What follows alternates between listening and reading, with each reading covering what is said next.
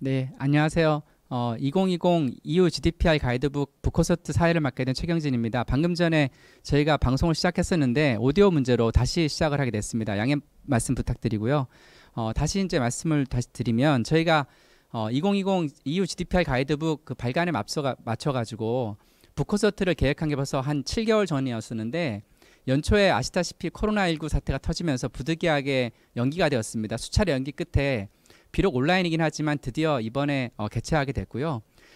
다음 주에 개정 데이터 3법이 시행되게 되는데 어찌 보면 그에 맞춰 가지고 행사를 하게 된 그런 좀 뜻깊은 또 행사라고 할 수도 있을 것 같습니다. 또 한편으로는 저희가 책을 여러 차례 걸쳐서 최종본을 만들었는데 현재 키사 홈페이지에 가시면 이 EU GDPR 가이드북 인쇄본이 올라와 있습니다. 그런데 그 인쇄본이 올라간 이후에 EU에서 ECJ에서 판결이 있었습니다. 프라이빗 쉴드가 이게 적절한 보호 조치를 강구하지 못한다고 해서 무효 판결이 냈는데 이것이 다시 반영을 해가지고 저희가 가장 최종본, 정말 최종본을 제가 이번에 곧 올리게 될 예정인데 그것을 다시 한번 참조해 주시길 바라고요. 오늘 가이드북 북콘서트는 여러분들이 참여하셨습니다. 처음에 집필할 때 집필해 주셨던 분들과 그때 감수하셨던 분들 그리고 또 한편으로는 이 EU 가이드북의 발간에 앞서가 맞춰가지고 이 의미에 대해서 함께 토론해 주실 분들 모셨습니다. 제가 한 분씩 소개를 해 올리도록 하겠습니다. 먼저 키사에서 나오셨는데요. 키사에서 오영석 단장님께서 나오셨습니다. 저희가 전체 풀샷을 잡는데 부득이하게 그냥 간단하게 목례만 하도록 하겠습니다. 그리고 네 저쪽에 계시고요. 그 다음에 방송통신위원회에서 신성철 과장님 오셨습니다. 그리고 왼쪽부터 말씀드리면 홍대식 교수님께서 나오셨습니다. 그리고 이창범 박사님께서 오셨습니다. 그리고 고한경 변호사님 오셨고요. 그리고 윤재석 팀장님, 그 다음에 최상미 교수님, 그 다음에 최성진 대표님 오셨고요. 저희 이렇게 모셨는데 저희가 좀 이따가 다시 말씀하실 때 개별적으로 또 간단한 인사 말씀 하실 수 있도록 하겠습니다. 행사 시작에 앞서 가지고 먼저 이 행사를 이제 축하 내지는 개회를 위해서 우리 키사에서 오신 오영숙 단장님께서 먼저 개회사를 해주시겠습니다. 예, 안녕하세요. 한국인터넷진흥원 개인정보정책단장 오용석입니다. 지난 2018년 5월 제정 시행된 그 유럽연합의 일반 개인정보보호법, 즉 GDPR이 시행된 지 벌써 2년이 훌쩍 지났는데요. 이후에 진출한 그리고 진출을 하려고 하는 우리 기업이 GDPR이라는 EU 차원의 공통된 규제 체계에 대비하고 GDPR의 주요 내용을 보다 알기 쉽게 그 관련 정부 부처와 저희 원에서는 17년에 그 GDPR 안내서를 발간하였고요. 18년도에는 보다 자세한 내용과 사업자들이 지켜야 할 내용을 담아서 GDPR 가이드북을 제작하여 배포한 바 있습니다. 그리고 비록 우리 기업은 아니지만 그 GDPR 위반으로 19년도에 구글이 5천만 유로, 즉 우리나라 돈 약 650억 원의 벌금을 부과받았고 아직 최종은 아니지만 영국 항공은 2억 유로 약 2,800억 원에 이르는 벌금을 부과받기도 하였습니다. GDPR 규정 위반에 따른 과징금 규모는 점차 확대될 것으로 생각됩니다. 우리나라 기업이 당면할 수 있는 규제 준수의 위험 부담을 덜기 위해서 이번에 GDPR에서 명시하고 있는 개인정보 처리 원칙, 개인정보 주체의 권리 보장, 사업자의 책임성 강화 등을 더 알기 쉽게 설명하고자 2020 GDPR 가이드북을 마련하게 되었습니다. 국경 간 개인정보의 이전은 계속 증가할 것이고요. GDPR은 유럽의 개인정보보호법이긴 하지만 유럽연합 거주자를 대상으로 서비스나 재화를 제공하는 모든 사업자가 규제 대상이 됩니다. 더욱이 GDPR은 전 세계 국가적으로 개인정보 보호 법제의 모델로 여겨지고 있어 그 꾸준한 관심과 대응 방향을 모색하는 것이 필요합니다. 모쪼록 2020 GDPR 가이드북이 유럽을 대상으로 하는 우리나라 기업뿐만 아니라 세계 무대로 진출하고자 하는 우리나라의 모든 사업자들에게 도움이 되길 바랍니다. 마지막으로 오늘 행사를 주관해 주신 가이드북 주필이신 최경진 교수님 및 수고해 주신 집필자 여러분, 그리고 아울러 온라인으로 참석해 주신 여러분들께 깊은 감사의 말씀을 드립니다. 어려운 코로나 시기 이겨내고 곧 오프라인에서 만나 뵙기를 기원합니다. 감사합니다. 네, 감사합니다. 그리고 이어서 축사를 해주시겠는데요. 이번 가이드북이 발간하게 된 데에는 방송통신위원회의 그 지원이 있었습니다. 방송통신위원회의 신중철 과장님께서 축사해 주시겠습니다. 예, 안녕하세요. 저는 방송통신위원회에서 온라인 분야 개인정보 보호 담당하고 있는 신용철 과장입니다. 그 작년에도 이제 그 EU GDPR 가이드북, 그때는 이제 우리 기업을 위한이라는 제목으로 했는데요. 그때도 제가 콘서트에 참석을 했었고요. 그때 이제 자료도 보고 제가 올해 책을 몇 번을 보고 왔는데, 일단은 좀 먼저 말씀을 드리면 작년 책보다 정말 상당히 많이, 정말 더 좋아. 작년 책도 정말 좋았다고 생각을 했는데 올해 책은 더 많이 좋아졌고요. 좀 구체적으로 말씀을 드리면 기존에 이제 체크리스트를 이제 기업들이 활용할 수 있는 방식 그대로 유지됐지만 그 외에 사례라든지 구체적인 것들이 상당히 많이 일어나가지고 실례를 따라가지고 벌써 상당히 이해하기 쉽게 아마 작업이 된 것 같습니다. 그래서 저는 이 책의 완성도 상당히 높은 거에 대해서 일단은 정말 칭찬 아껴드리고 싶지 않고요. 그 제가 이제 EU GDPR 적정성 평가를 담당을 하면서 EU와 협상을 직접 다녔었습니다. 근데 저희가 이제 EU 적정성 평가가 거의 이제 마무리 단계에 있어서 아마 이제 곧 그 우리 기업들과 국민들이 좀 더 편안하게 또 해외 진출할 수 있는 그런 기반이 될 거로 저희는 확신하고 있습니다. 오늘 이제 정말 그 이런 훌륭한 자리에 불려오신 이제 최경림 교수님하고 집필자분들에 감사드리고요. 원래는 이제 북콘서트를 작년에 이제 오프라인으로 해가지고 조금 더 기분이 더 나긴 했는데 내년에는 좀 더 이제 오프라인에서 활기찬 모습으로 여러분들이 뵙기를 기원하겠습니다. 감사합니다. 네, 감사합니다. 저희가 이제 본격적으로 북콘서트를 시작하면서 저희가 간단하게 그동안의 경과 말씀과 함께 책을 한번 보여드릴 텐데요. 저희가 책은 이렇게 나왔습니다.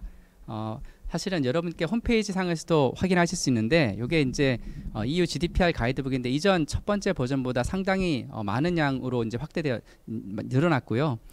이 책이 원래 저희가 공지를 할 때는 150분께 나눠드리기로 했는데 키사 쪽에서 특별히 좀 더 배려를 해주셔가지고 아마도 아마 200명대 후반 가까이 거의 이제 발간되는 책의 상당수를 대부분 이번에 북콘서트에 신청하시고 참여하신 분들한테 아마 배송해 드릴 수 있을 것 같습니다. 그래서 예전에 원래 생각했던 것보다는 많은 분들이 개별적으로 이 책을 받아보실 수 있을 것 같고요.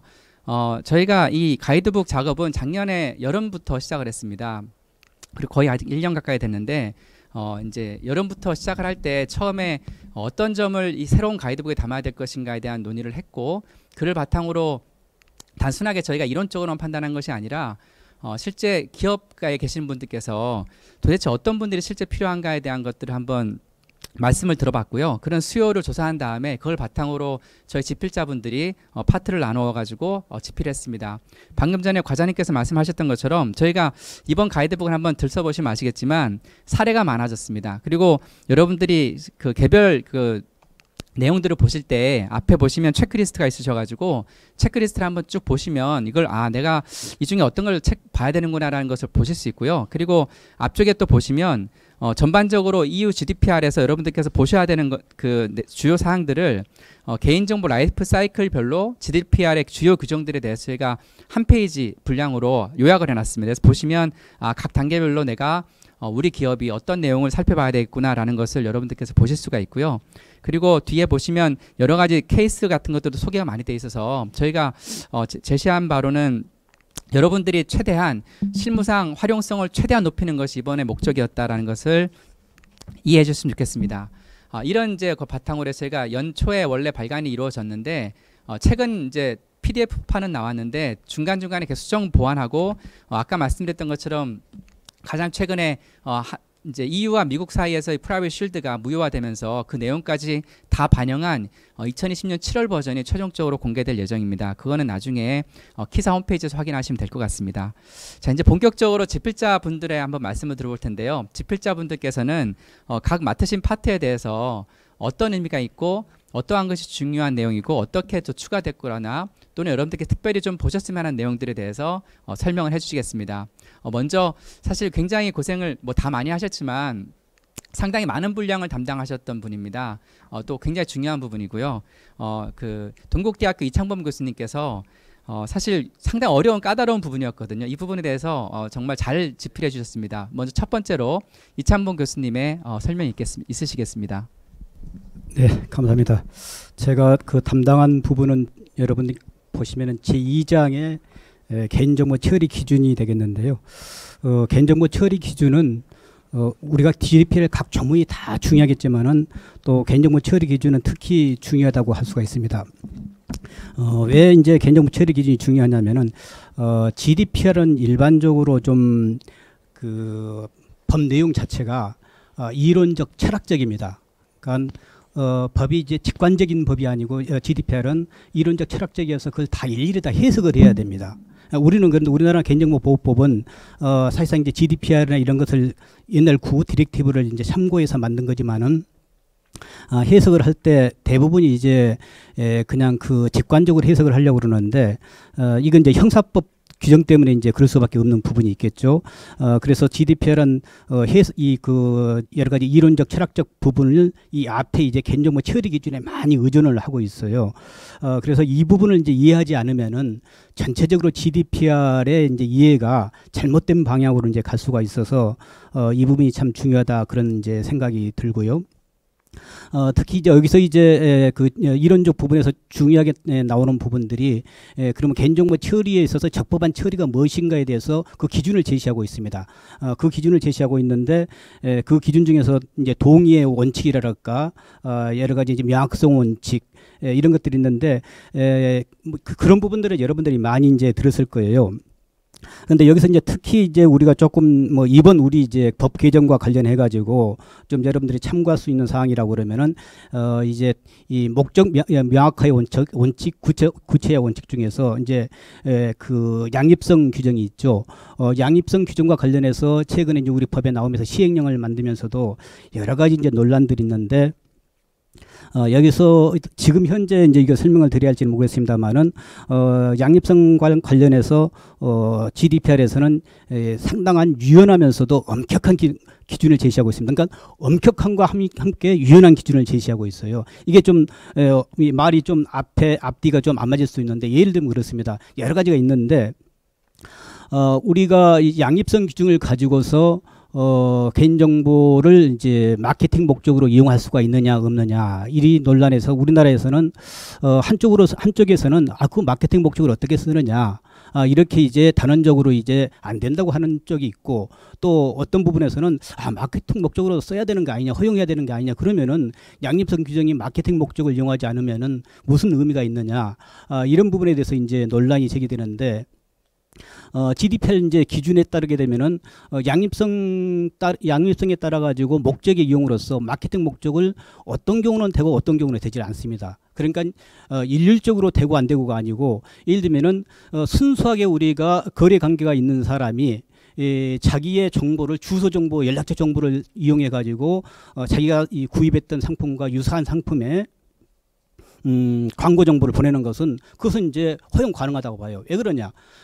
일반적으로 물건을 산 사람은 내가 거래 관계가 있는 쪽에서 나에 대해서 그 같은 종류의 어떤 제품에 대해서 광고가 다시 올 것이라는 것을 기대할 수가 있기 때문에 그런 것들은 이제 허용이 되는데 그게 아니고 이제 내 정보를 계속 프로파일링 해가지고 나에게 이제 맞춤화해서 이제 하는 것들, 특히 그것이 그 사람의 사생활 침해에 영향을 미치는 부분들, 이런 부분들은 그 마케팅 목적이라고 한다 하더라도 허용을 하지를 않습니다. 이렇게 앞에 정의 규정에 따라 가지고 그 어떤 그 케이스 바이 케이스로 하나하나가 허용되고 안 되고 예를 들면 맨 마찬가지입니다.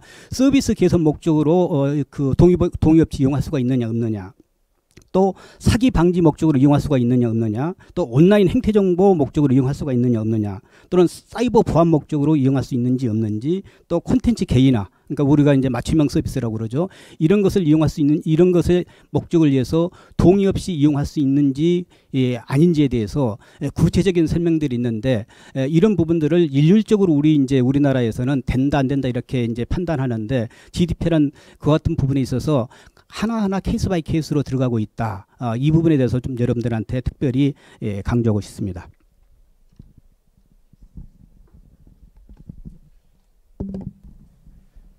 네, 감사합니다.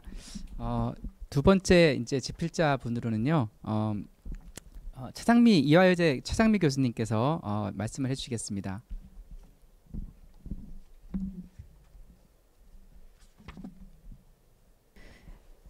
네, 저는 이제 책을 보시면 챕터 4의 기업의 책임성 강화 부분을 집필한 이화여대 최상미입니다.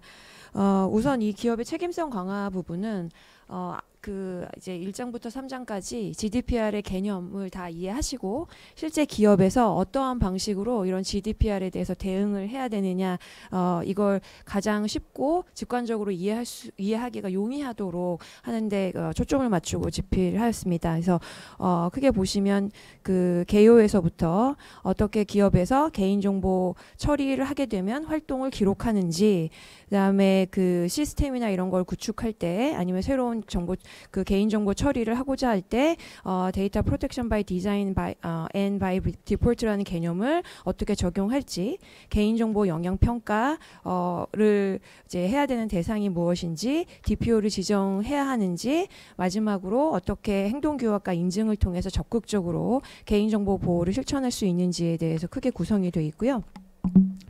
우선 보시면 GDPR 같은 경우는 기존하고는 디렉티브하고는 다르게 그러니까 책임성을 굉장히 강화하고 있습니다. 그러니까 다시 말해서 어떠한 그 추후에 문제가 발생했을 때 기업이 적절하게 대응할 수 있는 여러 가지 증빙을 갖출 수 있느냐가 중요한 건데요. 그래서 그 4-1의 그 개요 부분에 잘 설명이 되어 있고요. 그래서 그 조문이 제 30조부터 43조까지 되어 있다라고 보시면 되고, 이제 특히 컨트롤러인 경우에는 나중에 이제 개인정보와 관련 침해 이런 관련이 돼 있을 때는 이거를 준수를 했다. 그리고 이걸 어떤 식으로 어떻게 프로텍션을 했다라는 거를 입증할 수 있어야 되는데 이 입증하는 그 일련의 행위들을 최대한 이해하기 쉽게 이제 저술하려고 했다라고 보시면 되겠습니다. 그래서 셀프 체크리스트가 있고요. 그 다음에 어떠한 경우에 각각의 그 프랙티스를 해야 되는지 가장 이제 그 심플하게 제시를 했고, 이전하고 다른 부분은 최근에 이런 그 GDPR 위반 사항에 대해서 다양한 그 판결이 이제 그 EU에서 나오기 때문에 관련 사례를 제시해서 어떠한 경우에 국내에서도 침해가 될 수 있는지도 같이 제시를 했다고 보시면 되겠습니다.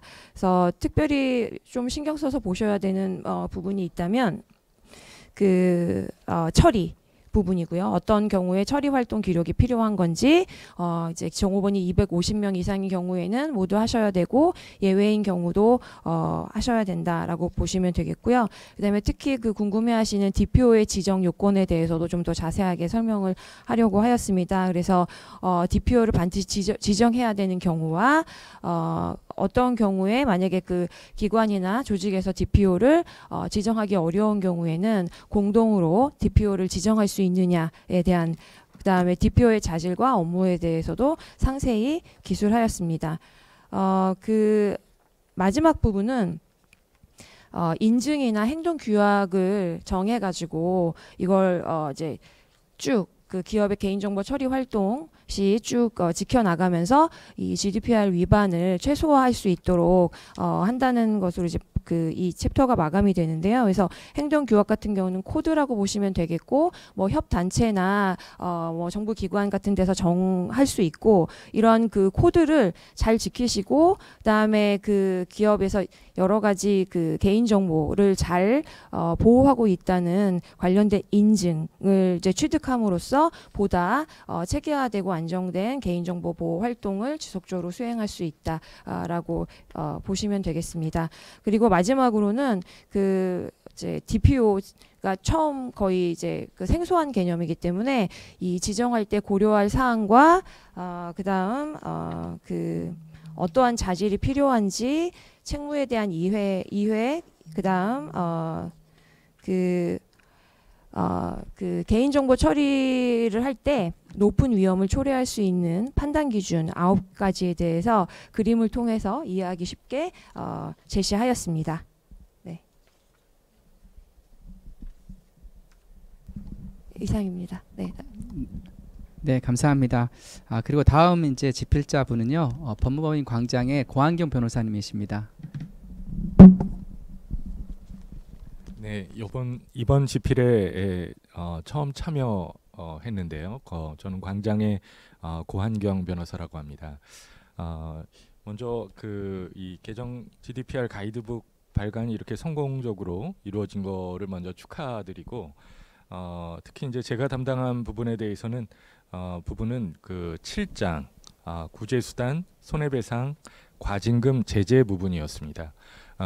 아무래도 이제 실무를 담당하고 있기 때문에 이 개인정보와 관련한 GDPR 지금 관련 그 벌칙 규정, 특히 과징금 규정에 개인적으로도 관심이 많았는데요.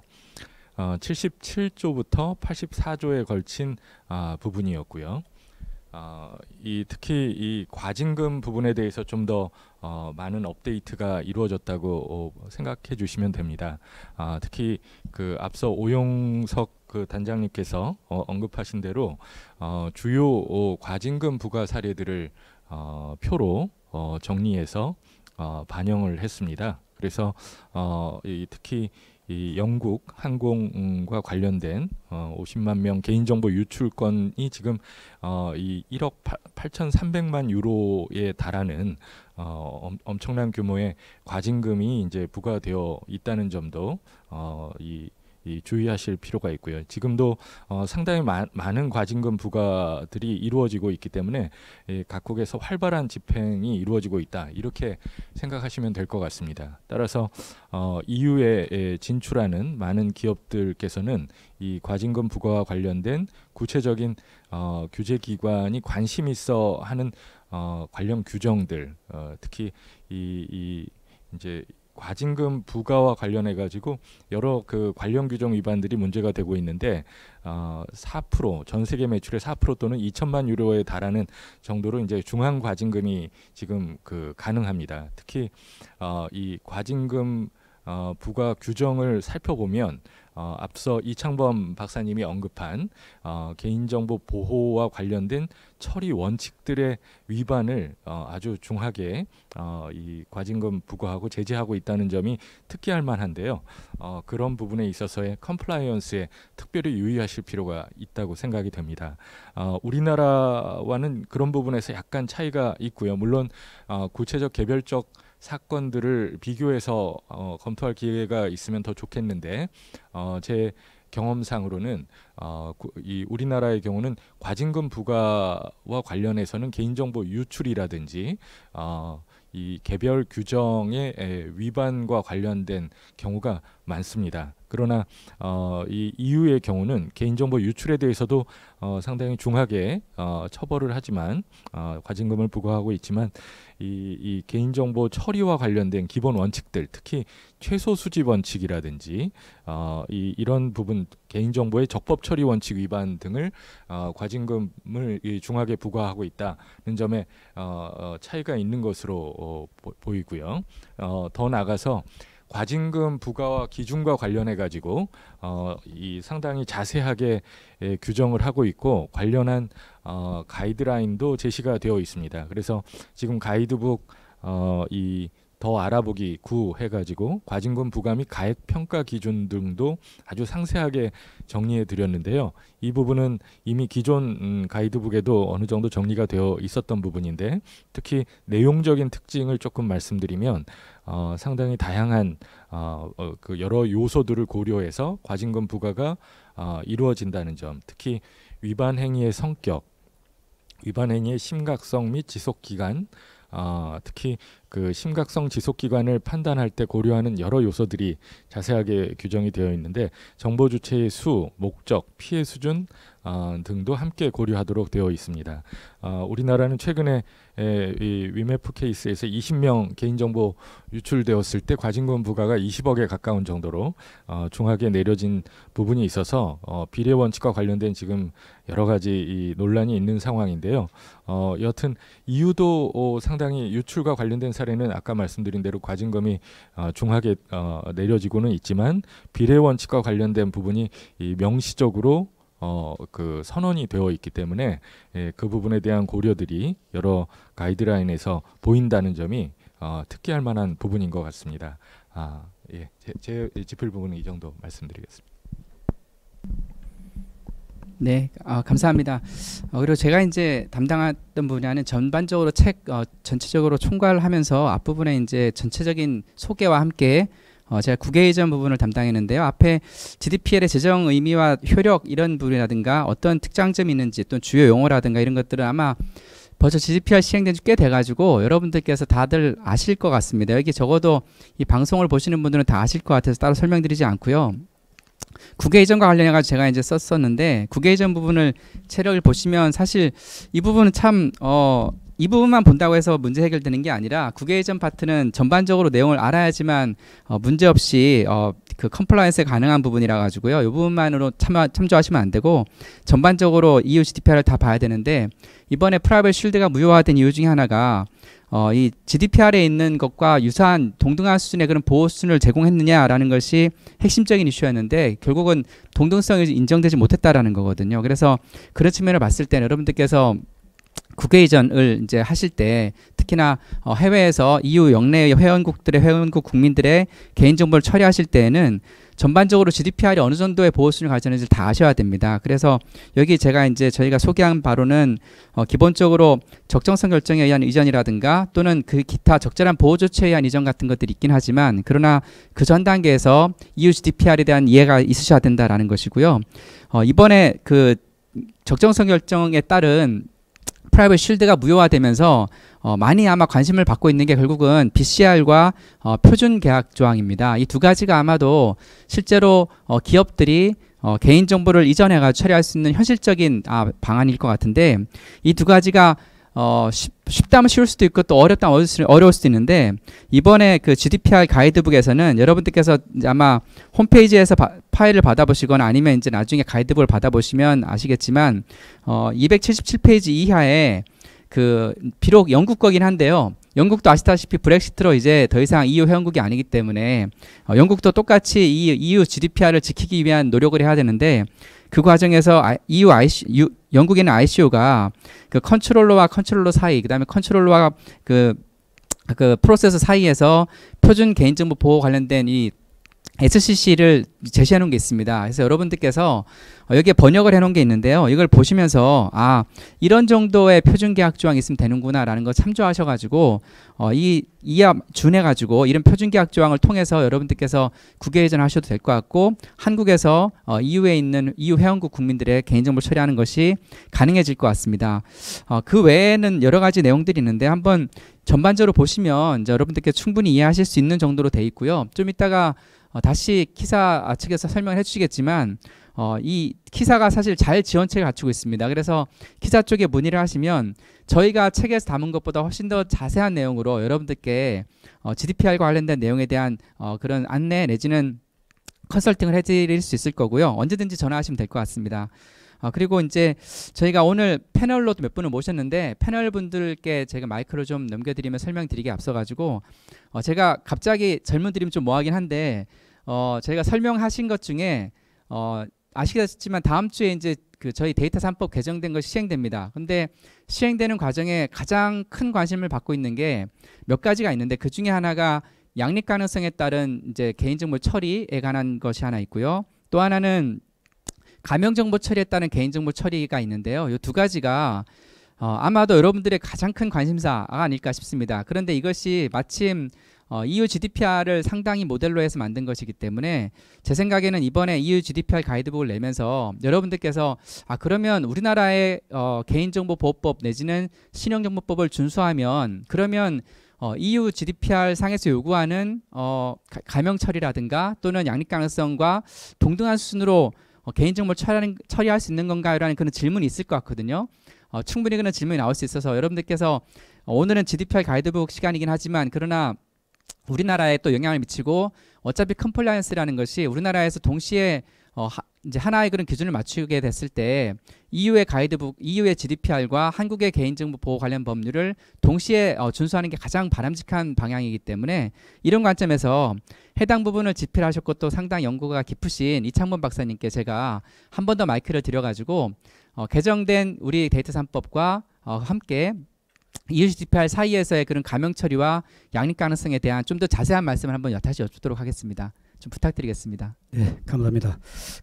사실상 이 감형 정보 양립성은 이 자체만 가지고 수시간 설명해도 좀 어려울 것 같은데요. 제가 이제 좀 이해를 돕기 위한 정도로 좀 설명을 좀 드리도록 하겠습니다. 감형 정보의 정의를 보면은 우리나라가 이제 GDPR의 정의와 비슷하게는 돼 있어요. 감형 조치랄까 이런 부분들은. 그런데 이 감형 정보와 관련해서 EU와 우리나라의 결정적인 차이점은 EU에서는 이제 감형 정보, 감형 조치를 기술적, 관리적 보호 조치, 그러니까는 데이터를 안전하게 이용하기 위한 하나의 수단에 불과한 거거든요. 또 두 번째로 이 감형 조치를 함으로써 아까 제가 말씀드렸던 양립성 원칙의 그 유연성을 부여하기 위한 것이고, 세 번째가 이제 그 양립성 원칙과 관련해서 이제 GDPR 89조에도 있습니다만은 이 연구 목적, 통계 목적 이런 목적으로 이용하는 것인데, 궁극적으로는 GDPR에서는 이 양립 가능, 그러니까 그 감형 정보가 하나의 수단적인 것이다. 안전하기 위한 수단, 또는 이제 양립성을 확보하기 위한 수단, 통계 목적으로 이용하기 위한 수단, 그 하나이고, 근데 우리나라는 이제 접근 방법이 그렇게 돼 있죠. 감형 조치는 통계 목적, 연구 목적을 위한 필수 조건으로 지금 되어 있어요. 이게 접근 방법이 이제 완전히 다른 거죠. 그래서 예를 들면은 EU에서의 이제 그래서 이제 우리나라에서 이제 논란이 된 게 뭐냐면, 감형 정보와 관련해서 가장 큰 논란이 감형 정보를 할 때 얼마만큼 비식별 조치를 해야 되느냐, 이 부분에 대해서 이제 논란이 있는 거죠. 그런데 학자들마다 다 의견이 달라요. 국내 학자들. 그러면 여러분들 회의 자료를 보십시오. 회의 자료들도 다 다릅니다. 왜 그럴까요? 그 자료의 내용, 그 원고를 쓰신 분의 그 원고의 목적이 뭐였냐에 따라서 그걸 분석을 하셔야 됩니다. 예를 들면 이렇습니다. 단순히 니스트도 미국의 니스트도 그렇고 EU 자료를 본다 하더라도 단순히 기술적 관리적 보호 조치를 위해서 감형 조치를 했을 때는 우리가 말하는 이제 이 직접 식별자 있죠. 직접 식별자만 감형 조치를 해도 돼요. 왜? 그건 직접 식별자만 감형 조치를 해도 안전성이 확보가 되니까. 그런데 이 정보를 가지고서 아까 말씀드린 양립성 확보 목적으로 쓴다거나 아니면 통계 연구 목적으로 쓰려고 그러면 추가적인 비식별 조치를 해야 됩니다. 예를 들면은 이제 속성 정보까지도 해야 할 경우도 있고, 아니면은 준식별자까지도 감형 조치를 해야 될 게 있고, 89조에서는 그걸 명확하게 이제 규정을 하고 있죠. 통계 연구 목적으로 쓸 때는 일반적으로 감형 조치를 하면 통계 연구 목적으로 쓸 수 있는데, 그 감형화의 범위, 감형 조치의 범위를 최대한 안전하게 그 환경에 따라서 안전하게 하라. 그래서 거기서 안전하게 하라는 것은 통계나 연구 목적에 따라서 어떤 연구 목적은 좀 더 유연한 감형 조치가 필요할 수가 있고, 비식별 조치가 필요할 수가 있고, 또 어떤 목적은 좀 더 엄격한, 그러니까 사생활 침해 가능성이 높기 때문에 보다 엄격한 감형 조치가 필요해질 필요가 있는 것이죠. 이렇게 그 감형 정보의 수준을 그 목적에 따라서 달리 규정하고 달리 이제 접근하도록 하고 있는데, 이제 우리나라에서는 아까 제가 말씀드렸던 것처럼 모든 부분을 이제 획일적으로 이제 규정하려고 그러기 때문에 이런 어떤 그 EU의 해석과 우리의 해석 간에 좀 차이가 있지 않나, 이런 생각이 들고요. 두 번째로 이제 방금 아까 말씀하신 정경님께서 말씀하신 양립성과 관련해서는 이 양립성은 감형 정보와도 이제 상당히 관련이 있습니다. 예를 들면 이 양립성은 또 우리가 이제 이 여러 가지 지금 우리 아까 제가 말씀드린 뭐 서비스 개선, 사기 방지, 온라인 행태 정보, 콘텐츠 뭐 개인화 뭐 이런 사이버 보안 이런 것들이 있는데, 지금 그걸 다 설명드릴 수는 없고, 우리나라에서 가장 논란이 되고 있는 아까 잠깐 제가 말씀드렸던 이제 맞춤형 광고와 관련해서 생각한다면은, 예를 들면은 그 EU에서 이제 제시하는 것은 그 두 가지 사례를 비교하고 있어요.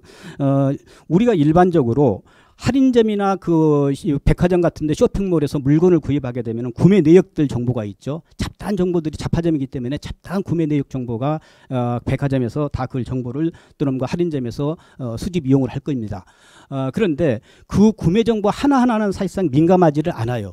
그걸 그대로 이용해가지고 맞춤 광고를 했다. 그냥 광고를 보낸다. 그랬을 때는 정보 주체한테 사생활 침해 가능성이 낮습니다. 그런데 예를 들면은 그 구매 정보를 이제 그 프로파일링해서 분석을 한단 말이죠. 분석하게 되면은 이 사람이 그 알코올 중독에 걸렸는지 안 걸렸는지 구매량을 보면서 또 이제 그 가족들이 이 물건을 구입한 소비자의 가족이 그 비만의 확률이 어느 정도 되는지, 또 예를 들면은 임신이 됐는지 임신이 아닌지, 이런 이제 그 사람의 사생활을 침해할 수 있는 분석으로 이제 이용하게 된다고 그러면 그때는 이제 민감성이 되는 것이죠. 그래서 이렇게 목적을 달리합니다. 그래서 어떤 이제 우리가 맞춤형 광고를 한다 하더라도 그 같은 어떤 그 이 맞춤형 광고의 데이터 수집 분석과 관련된 로직을 투명하게 공개를 하고, 또 그 목적 자체, 그 결과가, 그 분석 결과가 정보 주체한테 사생활 침해에 영향이 작을 경우 또는 없을 경우, 이런 경우는 맞춤형 광고를 허용을 합니다. 투명하게 공개를 하고 그 결과가 예측 가능하고 또 그 결과가 정보 주체한테 크게 어떤 그 사생활 침해 영향을 미치지 않기 때문에. 근데 아까 제가 말씀드렸던 것처럼 알코올 중독이랄까 비만 여부랄까 임신 여부를 분석해 가지고 그 사람한테 광고를 보냈을 때는 어떤 경우는 이제 온라인상에서 성적 지향을 이제 판단할 수 있는 정보들이 많겠죠. 뭐 이런 정보들을 보냈을 때는 그 정보 주체한테 또는 그 가족한테 직접 사생활 침해가 있기 때문에 이런 경우에는 동의를 받지 않고서는 원칙적으로 허용을 하지를 않는 것이죠. 이렇게 이제 그 양립성에 대한 판단 기준도 물론 이제 거기에는 당연히 이제 아까 가명화 조치를 취해서 또는 여기서 이제 가명화 조치도 단순한 이제 가명화 조치의 여러 가지 기술적 관리 외에 관리적인 이제 이 안전성 확보 조치까지 취해서 사생활 침해를 줄인다고 그러면은 그런 부분들은 유연하게 이제 그 허용할 수 있도록 하고 있는 것이 GDPR이고, 그런데 우리는 이제 제가 반복해서 말씀드립니다만은 어떤 해석을 지나치게 이제 획일적으로 이제 하려고 그러니까 이것이 허용되느냐 안 되느냐에 이제 논점이 주어져 있는 것 같아요. 저는 이제 그 개인정보보호법 해석을 우리도 이제 형사처벌 규정이 있어서 한계는 있기는 합니다. 그렇지만은 개인정보보호법 해석을 획일적으로 획일적으로 허용되느냐 안 되느냐를 우리가 이제 논할 시기는 지났고, 앞으로는 어떤 경우에 허용되고 어떤 경우에 허용되지 않는가, 이 부분에 좀 더 우리가 이제 10년이 가까워지기 때문에, 개인정보법 시행이 가까워지기 때문에 이 부분에 좀 더 우리가 이제 전문가들이나 이제 업계에 계신 분들이 고민을 해야 할 때가 되지 않았나, 이런 생각을 합니다. 네, 감사합니다. 네, 감사합니다. 이제 저희가 본격적으로 다른 또 패널 분들의 말씀을 좀 듣기 앞서가지고 안내 말씀을 좀 드리고 싶은데요. 처음에 저희가 한 500명 가까이 되시는 분들이 신청을 받았는데, 저희가 그 중에 원래는 150분을 선정을 해서 가이드북을 우편으로 배송해 드리기로 했었는데, 기사 측의 배려로 저희가 한 200명 후반대 가까이 아마 보내드릴 수 있을 것 같은데, 그럼에도 불구하고 아무래도 추첨을 하겠지만 현재 접속해서 듣고 계시는 분들께 뭔가 페이버를 드리는 게 좋을 것 같아서요. 그래서 죄송하지만 저희가 일단 데이터는 받았는데 조남만 저 채팅창에 남겨주시면 저희가 현재 접속해서 보시는 분들, 그리고 접속해서 실제로 보셨던 분들 중심으로 해서 발송해 드리도록 하겠습니다. 그래서 다시 한번 말씀드리면, 접속하신 분들께서 그 조남을 죄송하지만 그 채팅창에 남겨주시면 저희가 그분들께 이제 그 받으실 분들께는 제가 따로 이메일을 드리겠습니다. 그래서 혹시나 주소가 입력되지 않으신 분들 같은 경우에도 나중에 저희가 당첨되신 분들께 이메일을 드리면 그분들께서 추후에라도 주소를 주시면 저희가 발송해 드리도록 하겠습니다. 저희가 이제 이 북콘서트를 하면서 이제 다른 패널 분들을 모셨는데요. 그런 이유가 각계 전문가분들께서 이 가이드북을 어떻게 생각하시고, 또는 앞으로 혹시 정부나 키사가 어떠한 역할을 하면 좋을지에 대해서 한번 말씀을 들어보고자 굉장히 중요한 또 전문가 패널 분들을 모셨습니다. 먼저 임기가 얼마 남진 않았지만 며칠 안 남으셨긴 몇 시간 안 남긴 했죠. 근데 지금까지 개인정보 보호위원회 위원으로 활동하고 계시는 서강대학교 홍대식 교수님께 마이크를 드려가지고 의미를 한번 들어보도록 하겠습니다. 예, 먼저 말씀드릴 기회 주셔서 감사합니다. 예, 저는 서강대학교 법학전문대학원에서 경제법을 가르치는 홍대식 교수입니다. 그 최경진 교수님이 소개를 하셨는데, 그 현직 그 개인정보보호위원회 비상임위원이고요. 2018년 1월에 임명돼서 원래 임기가 2021년 1월까지인데 중간에 조직이 바뀌어서 자연스럽게 8호 4일자로 임기를 마치게 됐습니다. 뭐 개인적으로는 이 위원회 임기 중에 또 중요한 법 개정도 있었고 새로운 조직이 출범하는 것도 지켜보게 돼서 대단히 기쁘고 또 영광스럽게 생각합니다. 예, 제 본연의 임무로 돌아와서요. 사실은 이제 이 책자를 좀 보고 이 책자를 이제 보실 분들, 잘 활용하실 분들이 누구신가를 먼저 생각해 봤습니다. 이게 우리 기업을 위한 정식 제목이 우리 기업을 위한이 좀 작게 나와 있고 EU 일반 개인정보보호법 가이드북인데 결국 기업에서 많이 활용하셔야 될 것 같아요. 또 이걸 지켜보시는 많은 분들이 기업에서 이 업무를 하시는 분들이라고 생각이 드는데요.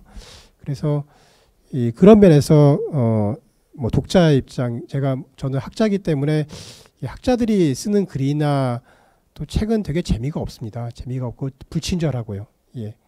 근데 이 책은 보니까 그런 학자들의 불친절함을 내려놓고 독자 입장에서 가독성을 높이고 어떻게 하면 전문적인 지식이 부족한 분들도 잘 이해할 수 있게 할지 무척 애썼다는 그런 인상을 받았습니다.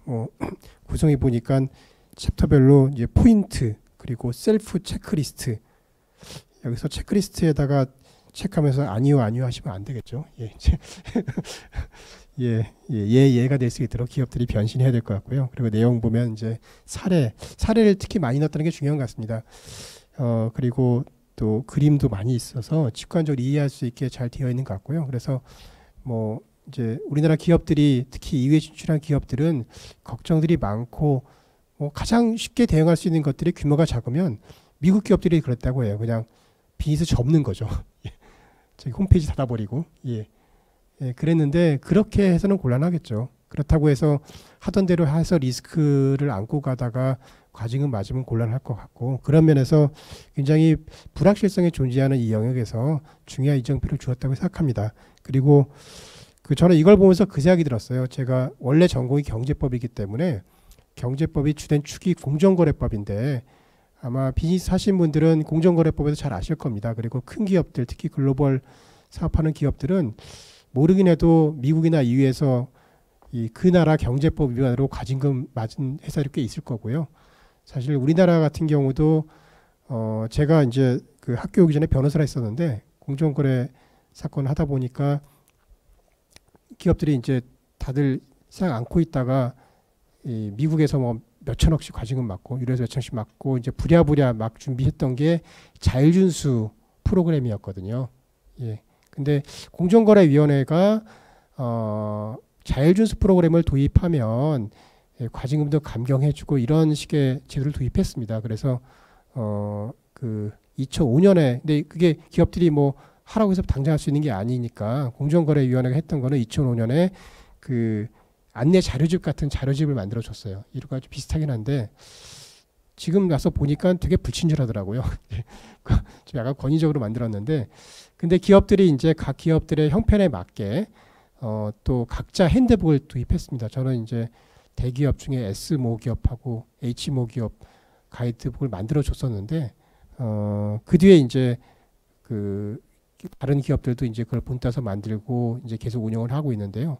이제 시작인 것 같습니다. 근데 뭐 공정거래법도 굉장히 중요한데 개인정보법도 굉장히 중요하고 또 좀 기업들 만나보니까 아주 큰 기업 모르겠는데 어느 정도 규모가 되는 기업들이 이제 이 문제를 의식을 갖고 뭐 CPO, DPO 이제 이 의식은 DPO죠.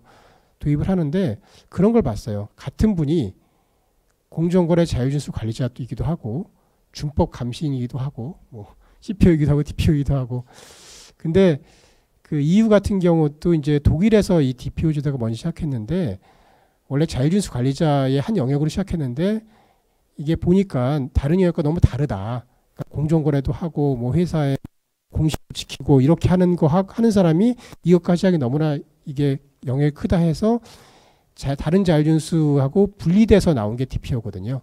그런 면에서 특히 개인정보 처리가 되게 중요하고 그런 비즈니스가 많은 그런 기업들은 지금부터라도 준비를 이런 이 중요한 가이드북을 토대로 해서 준비를 각자 하시고 또 보니까 이 영역은 공정거래에는 가이드북 만들어 놓고 나서 그 다음에는 계속 평가만 했고 업데이트를 안 해준 것 같은데 이 개인정보 영역에서는 또 통합 개보이 시범하고 또 키사에서 이런 조직을 갖고서 계속 서포트를 하고 또 이 뭐 Q&A도 하고 사례를 추적하고 있으니까 협력해서 정말 자율준수 모델을 잘 만들었으면 하는 바람입니다. 네, 감사합니다.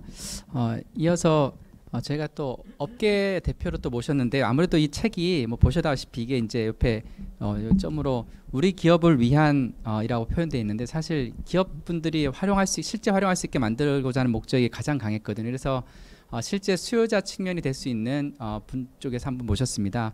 최성진 대표님 모셨는데요. 이 책에 대해서 가이드북에 대해서 가지는 어떤 의미 내지는 기대 그리고 앞으로 이런 과제에 대해서 말씀을 좀 부탁드리겠습니다. 네, 안녕하세요. 전 코리아 스타트업 포럼 대표 맡고 있는 최성진입니다.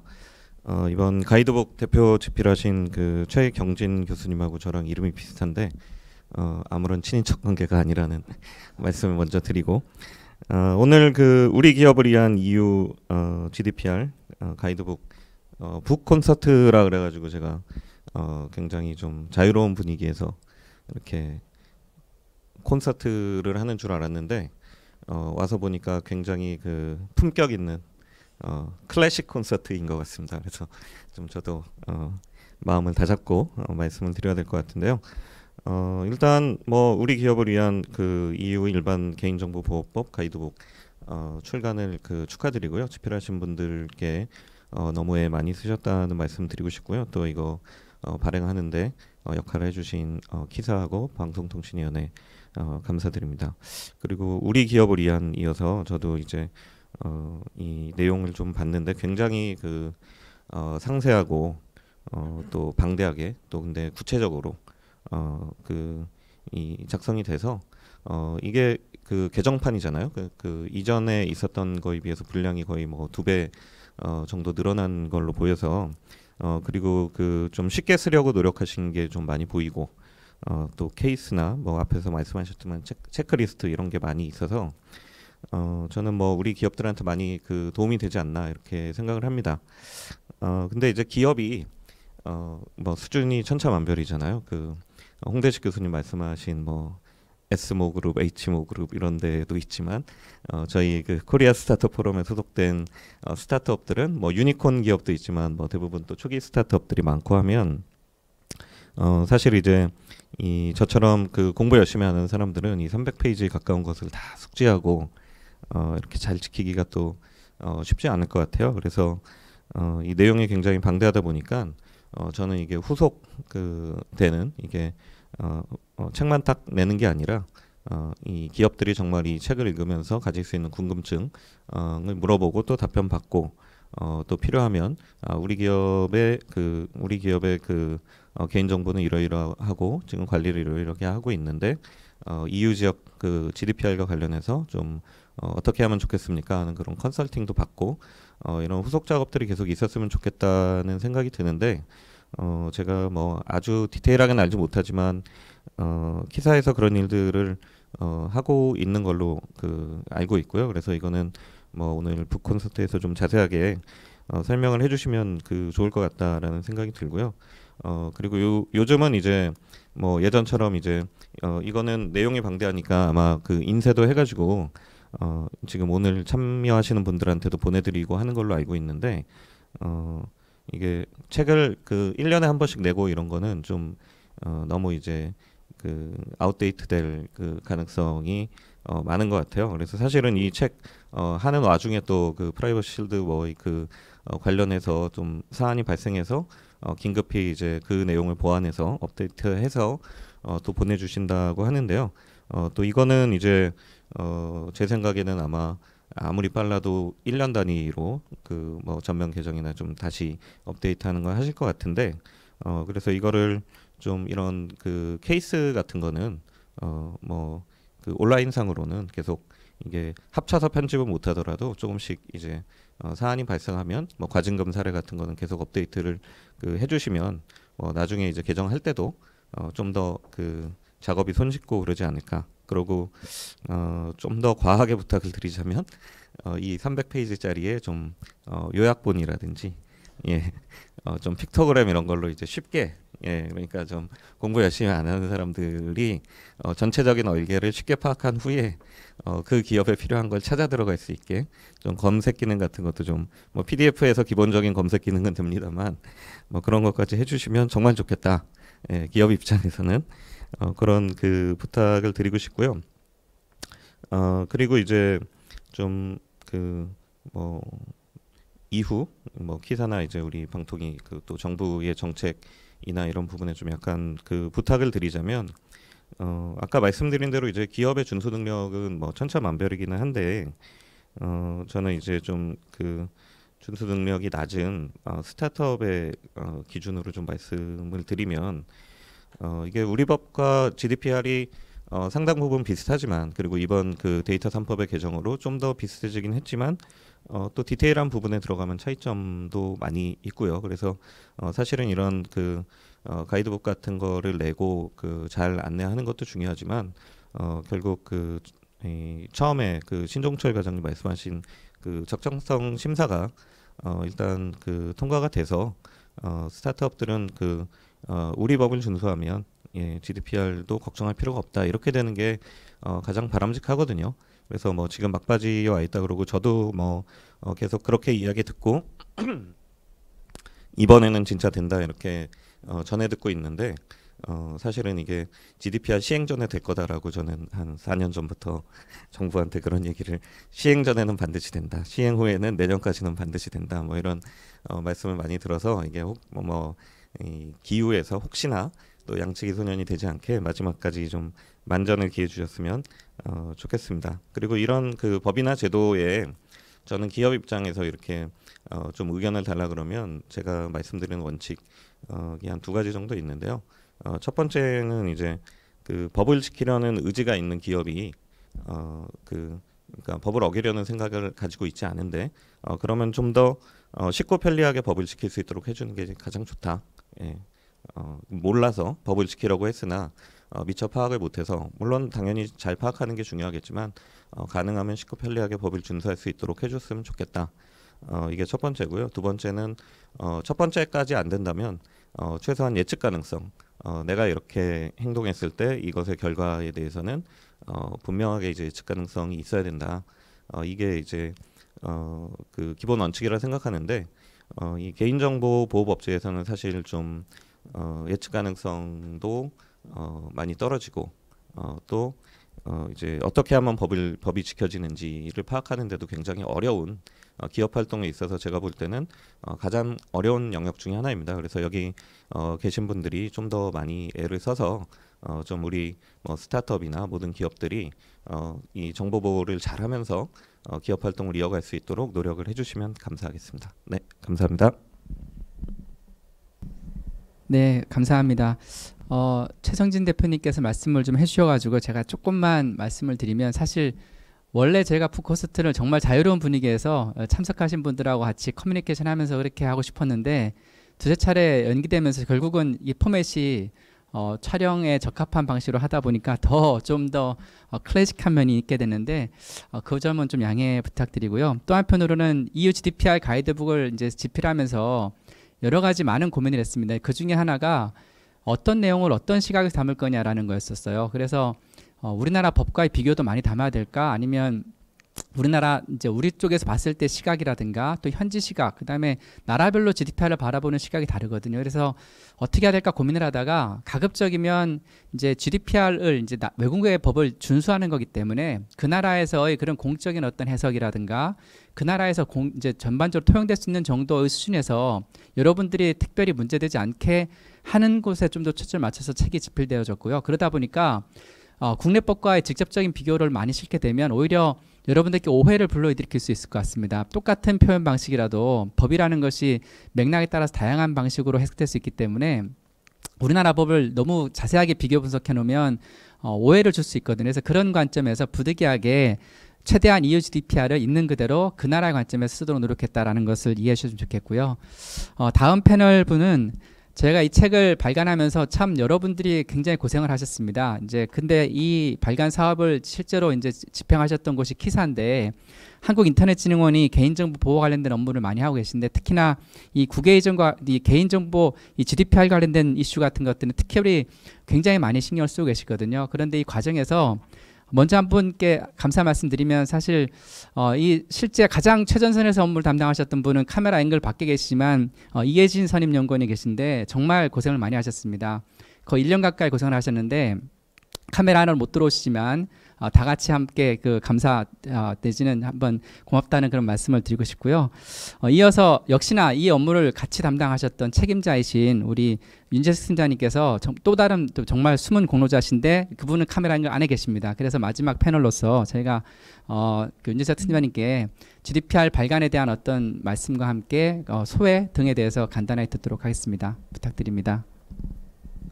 네, 감사드립니다. 너무 거창하게 소개를 해주셔서 몸둘 바를 모르겠습니다. 예, 감사합니다. 사실 뭐 가장 고생은 이제 과제 막바지에 여름 뭐 한참 더울 때 작년에 시기들만 안 남았을 때 과제를 맡아서 이렇게 지금까지 잘 이끌어주신 최윤희 교수님 그리고 집필진 여러분들이 가장 큰 공로자. 저희는 이제 잘 되게끔 도와드린 게 이제 큰 역할이었지 않나 싶습니다. 그런 점에서 감사 말씀드리고요.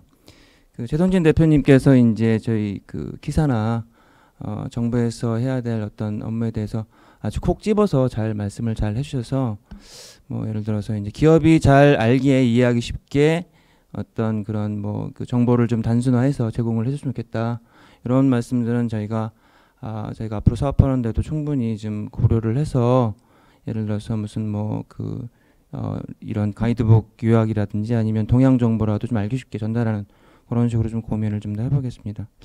한 가지 이제 조금 오해의 소지가 있어서 이제 말씀을 드리고 싶은 사항은 뭐냐면 그 이제 아까 이제 GDPR 그 적정성 평가 말씀을 하셨는데 사실은 적정성 평가라기보다는 적정성 결정이죠. EU에서 단독으로 내리는 EC가 그 제3국이 개인정보의 수준이 자기네와 동등한지를 평가하는 결정하는 아주 단독의 그런 것인데 그 적정 결정을 제가 협의를 하고 있습니다만 사실은 이제 적정성 결정이 됐다고 손치더라도 우리나라가 GDPR에 우리나라 기업이 그러니까 적용 대상이 되는 기업이 GDPR에 나와 있는 여러 가지 그 준수 의무를 지켜야 되지 않는 것은 아니거든요. 그러니까는 그 국외 여기에 원칙과 관련된 그 나라가 적정하다 해서 EU의 거주자 정보를 한국으로 이전하는 것에 대한 적정성 평가인 것이지 결정인 것이지 나머지 GDPR에 나와 있는 준수 의무 사업자의 준수 의무, 정보 주체의 권리 보장을 위한 준수 의무들은 다 준수를 해야 된다.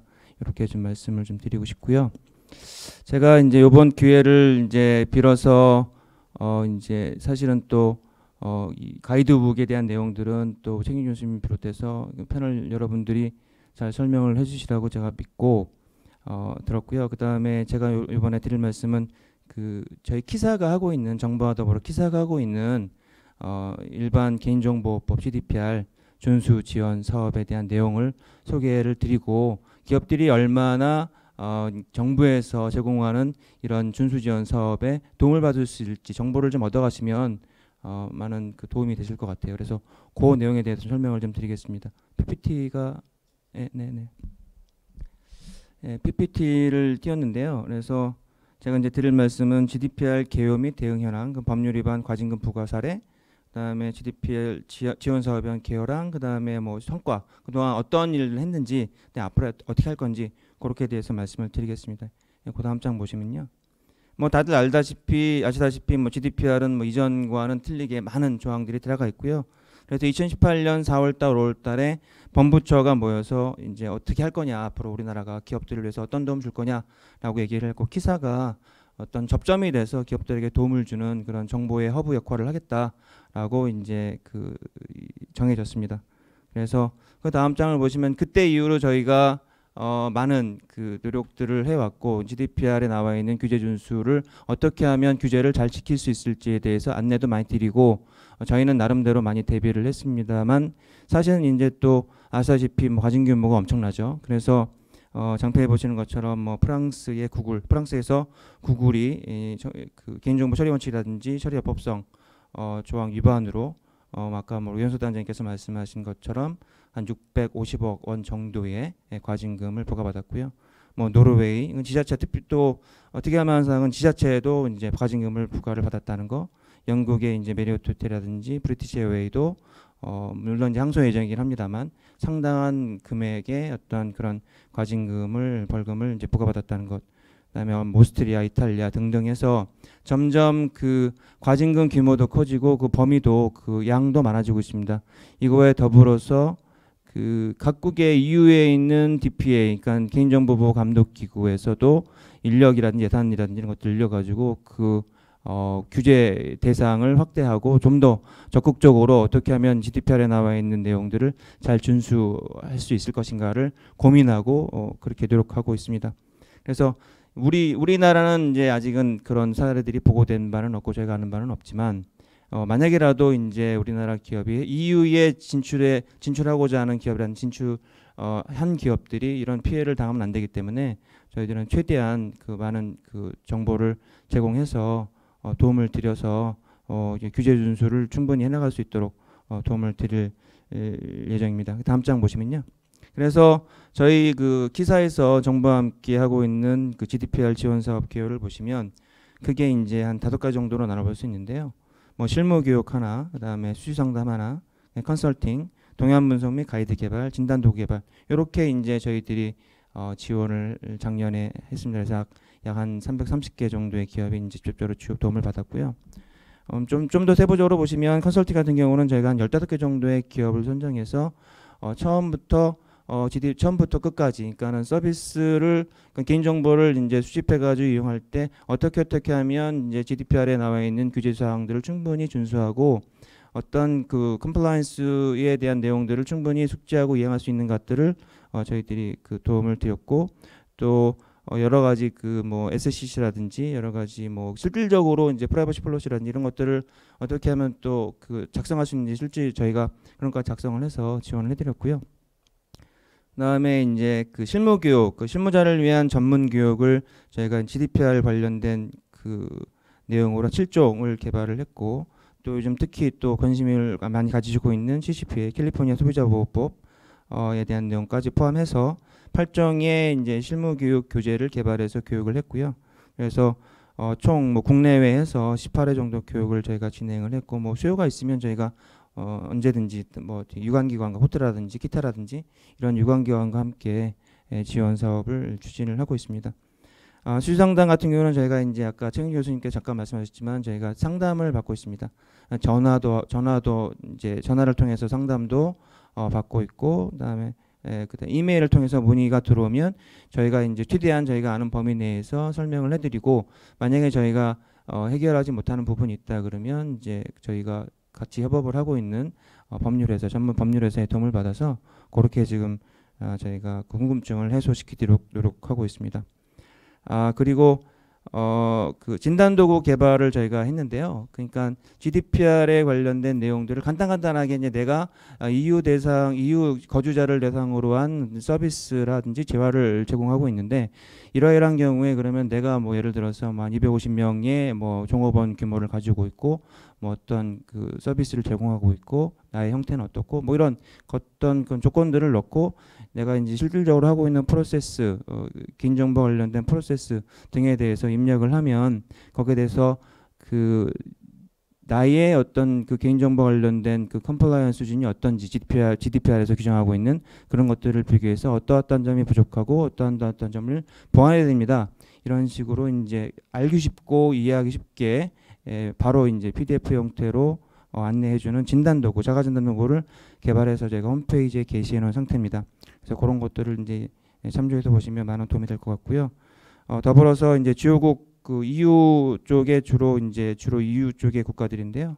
주요국 법률이라든지 정책 동향을 이제 분석해서 제가 올려놓고 있고, 그다음에 GDPR 위반 사례 같은 경우도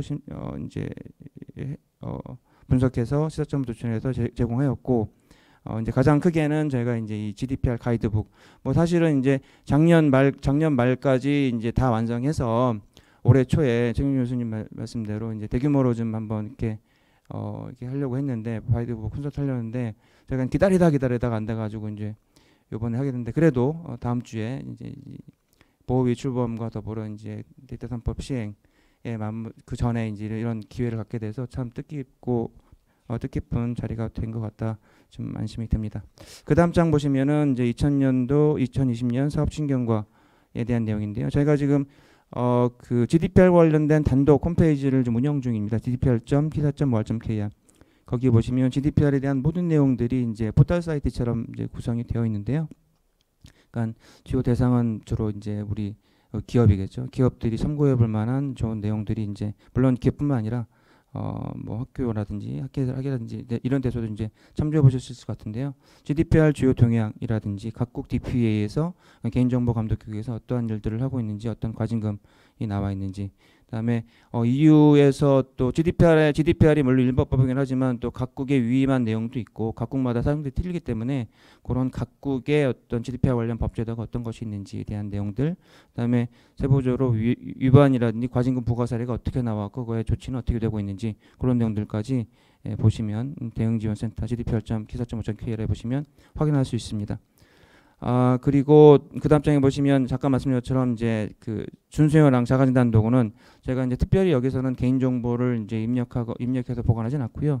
처음에 이제 시작하시면 자가진단 도구에 이제 그 자가진단을 시작하시면 제가 그 이 번호를 발급을 해드립니다. 사용자 아이디. 그래서 그거를 가지고 계속 이제 나의 상황이 어떤지를 뭐 그렇게 크게 뭐 시간이 많이 걸리거나 그러진 않는데요.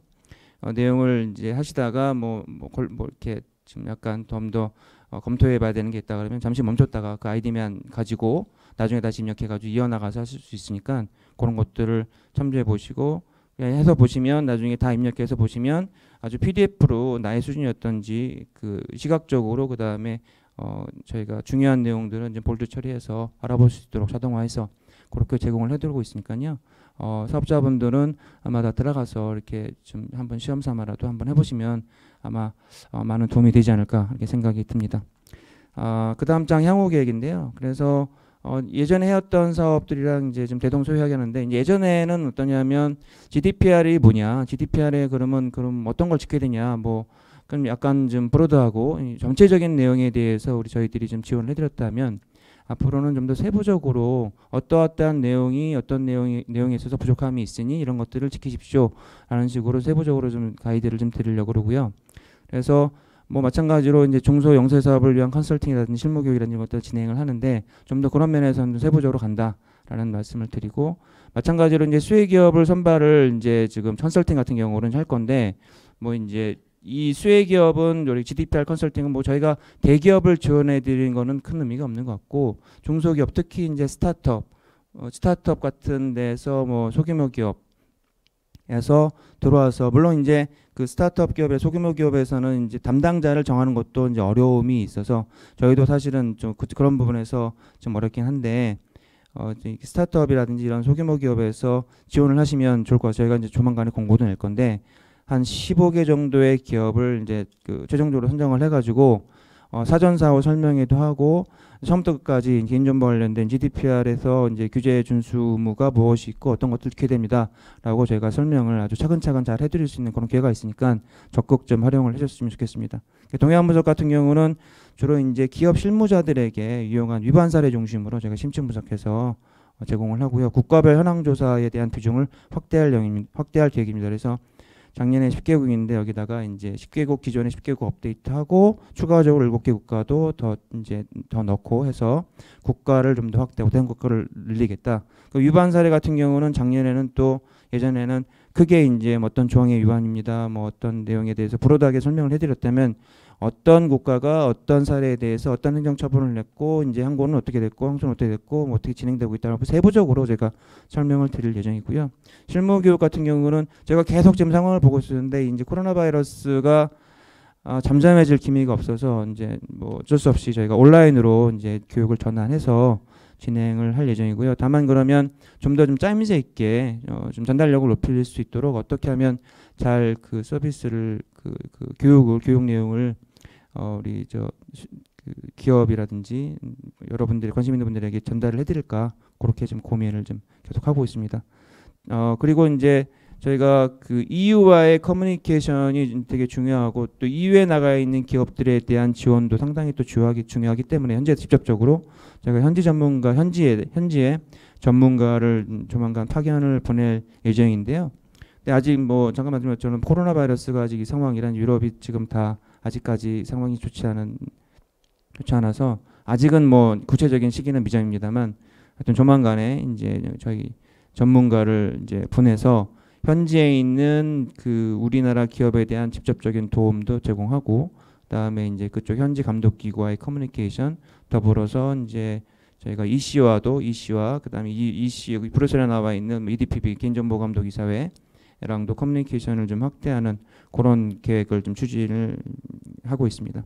그 수장단 같은 경우는 뭐 FAQ 같은 것들을 계속 이제 저희가 업데이트를 해서 제공을 해드리고 있고요. 뭐 아까 말씀드린 것처럼 전화라든지 이메일을 통해서 궁금하신 내용들은 저희한테 이제 문의를 주시면 언제든지 좀 더 좀 친절하게 상세하게 답변을 해드릴 수 있도록 노력하겠습니다. 네, 고맙습니다.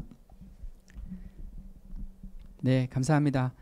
듣고 보니까 GDPR과 관련된 참 많은 지원이 있는 것 같은데요. 아마 보시겠지만 이제 국제거래 관련된 활동을 하면서 보면요, 의외로 이제 해외의 법을 준수하는 게 굉장히 어렵습니다. 그런데 그 법을 준수하기 위한 지원을 정부가 이렇게 체계적으로 하는 경우도 사실 드물거든요. 그래서 이 개인정보 관련된 이슈에 대해서 특히 EU GDPR을 준수하기 위한 차원에서 정부가 많은 노력을 하고 있다는 걸 알 수 있었습니다. 앞으로도 계속적인 그런 활동을 부탁드리고요.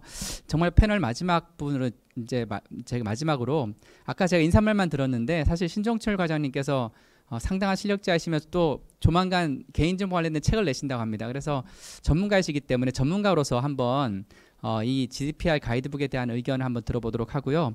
그리고 이거 끝나면 여러분들께 지금 질문을 올려주고 계시고 또 저희 이메일로 사전 질문을 주신 분이 계십니다. 그래서 저희가 다 합쳐가지고 적당한 분께 질문을 전 드리도록 하겠습니다. 그리고 다시 한번 안내드리면 저희가 이제 책을 이제 배송해 드릴 건데 어쩔 수 없이 추첨을 하기 때문에 저희가 선택을 해야 되는데 아직까지 혹시나 채팅창에다가 조남을 안 올리신 분들은 올려주시면 저희가 신청 리스트랑 대조를 해가지고요. 저희가 그 선정해서 이메일로 연락을 드리도록 하겠습니다. 발송은 키사에서 이루어지고요.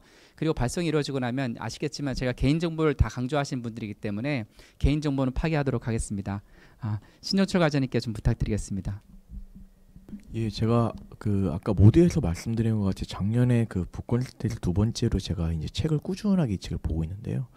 이 책의 이제 가장 큰 장점이 그 시중에서 관심이 있는 분야를 가장 이제 반영을 하고 있는 것이 이제 그 개인정보의 국외이전 이슈가 요즘 상당히 중요합니다. 그러니까 제가 그 WTO라든지 APEC, OECD 같은 이제 각종 회의하고 이제 EU GDPR 적절성 결정 협상을 다녔었는데요. 이제 선진국들은 이제 대부분 이제 개인정보의 자유로운 이전과 흐름을 요구하고 이제 거기에 대해서 이제 그 개발도상국들은 반대하는 입장을 많이 택하고 있는데요. 이제 우리나라의 입장은 아무래도 우리가 수출 지향 국가이다 뭐 여러 가지 또 대외 경제를 지향하는 나라다 보니까 결국은 우리도 이제 개인정보가 국외 이전하고 이제 서로 이전을 받고 있는 그런 시스템에 편입되지 않기는 그걸 피할 수는 없는 상황이라고 생각됩니다. 이 책이 제가 가장 인상 깊은 것 중에 하나가 일단은 적정성 결정과 관련된 여러 가지 이제 그 EU에서 6가지의 국외 이전 방식을 그 정하고 있는데 거기도 상당히 잘 설명이 되어 있다는 게 제가 제일 높게 평가하는 것이고요. 그리고 그 이 책을 보면 제가 느끼는 것들이 이제 그 개인정보의 라이프 사이클에 따라 가지고 상당히 정리가 잘 돼 있어요. 그러니까 개인정보를 수집하고 이거를 이용하고 처리하고 이제 그 제공하고 파기할 때까지 흐름에 따라가서 잘 되어 있고 또 그것도 DPO라든지 영향평가 같이 거의 법에 있는 내용들의 그 제도를 상당히 자세히 설명해 놓았기 때문에 또 그리고 올해 또 더 좋아진 게 이러한 제도들에 대해서 실제 사례랑 이런 것들이 더 많이 그 보강이 되어 있기 때문에 상당히 GDPR을 이해하는 데는 거의 이 정도의 최적의 교재는 없을 거라고 생각이 듭니다. 아까 이제 그 스타트업 포럼에 이제 최성진 대표님께서 말씀하셨지만 진짜 막바지에 와 있어요. 그러니까 지금 그 6월 30일에 이제 저기 양국 정상끼리 저희 VIP 그러니까 문재인 대통령님하고 그리고 이제 EU 집행위원장하고 같이 이제 그 초기 결정성을 하겠다고 선언을 했고요. 거기에 따라 가지고 저희가 그 작업을 하고 있어서 실질적으로 하반기 중에는 거의 다 일단은 일단락이 될 거로 저희는 생각을 하고 있습니다.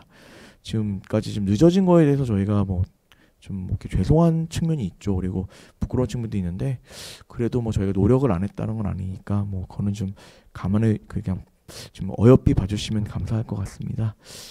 그리고 이제 여기 계신 분들이 이제 우리 집필자분들이 되게 쟁쟁한 분들이 많으셔요. 이렇게 제가 쭉 그 리스트를 보는데 앞으로도 이제 우리 쟁쟁한 집필자님들께서 감수도 해주시고 책도 계속 꾸준하게 디벨로핑할 수 있게 좀 더 많은 도움을 주셨기를 바라고 저희도 정부에서 최대한 서포트할 수 있으면 최대한 더 서포트해서 노력을 하겠습니다.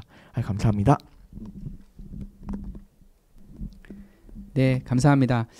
이제 패널 말씀은 모두 들었고요. 저희가 질문을 지금 받고 있는데 혹시나 더 궁금하신 게 있으시면 지금이라도 채팅창에 올려주시면 적절한 분께 저희가 질의를 드리도록 하겠습니다.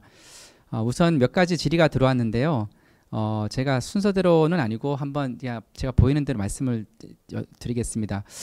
첫 번째 질문은 대리인과 DPO의 차이가 정확히 무엇인가요? 라고 여쭤보셨어요. 둘 다 지정해야 되나요? 라고 말씀하셨는데 혹시 이거는 최상미 교수님? 네. 대리인과 DPO. 네. 그럼 고한경 변호사 하시겠어요? 네. 네, 고한경 변호사님께서 답을 좀 해주시겠습니다.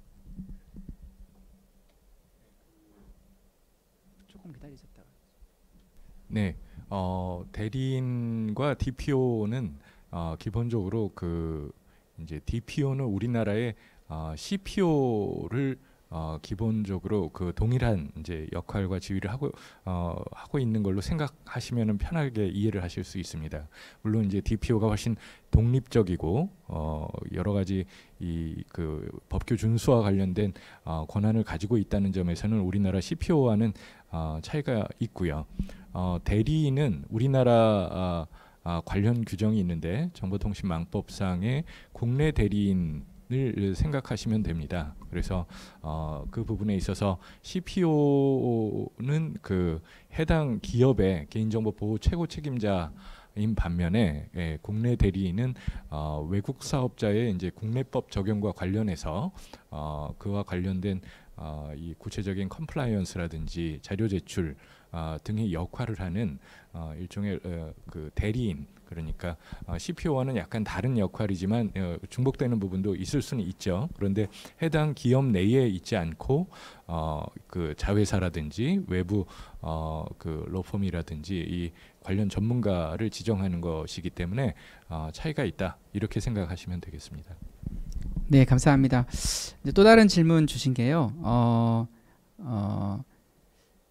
적정성을 결정이 된다고 GDPR 컴플라이언스를 안 해도 된다라는 것은 아니다. 이 말인 거죠라고 질문하셨는데, 그래서 여계제를 위한 보호 조치만 면제되는 거네요라고 질문하셨는데요. 이거는 뭐 제가 답변하면 네, 그 적정성 결정을 하게 되면 적정성 결정을 통해서 이전하는 국가의 그 보호 수준이 EU의 GDPR과 유사하거나 동등한 수준 이상이라는 것을 이제 확인하는 거기 때문에, 그렇다고 해서 법을 안 지켜야 되는 건 아니고요. 당연히 법은 지키셔야 됩니다. 다만 이제 좀 더 수월한 것은 국내법을 준수하면서 GDPR에 따른 그런 여계제전을 허용받는 거기 때문에 이 부분은 컴플라이언스가 안 된다라고 말씀하시면 절대 안 되고요. 당연히 컴플라이언스는 하셔야 되고, 특히나 국내법을 잘 준수하시면서 교계제전을 하시면 되겠습니다.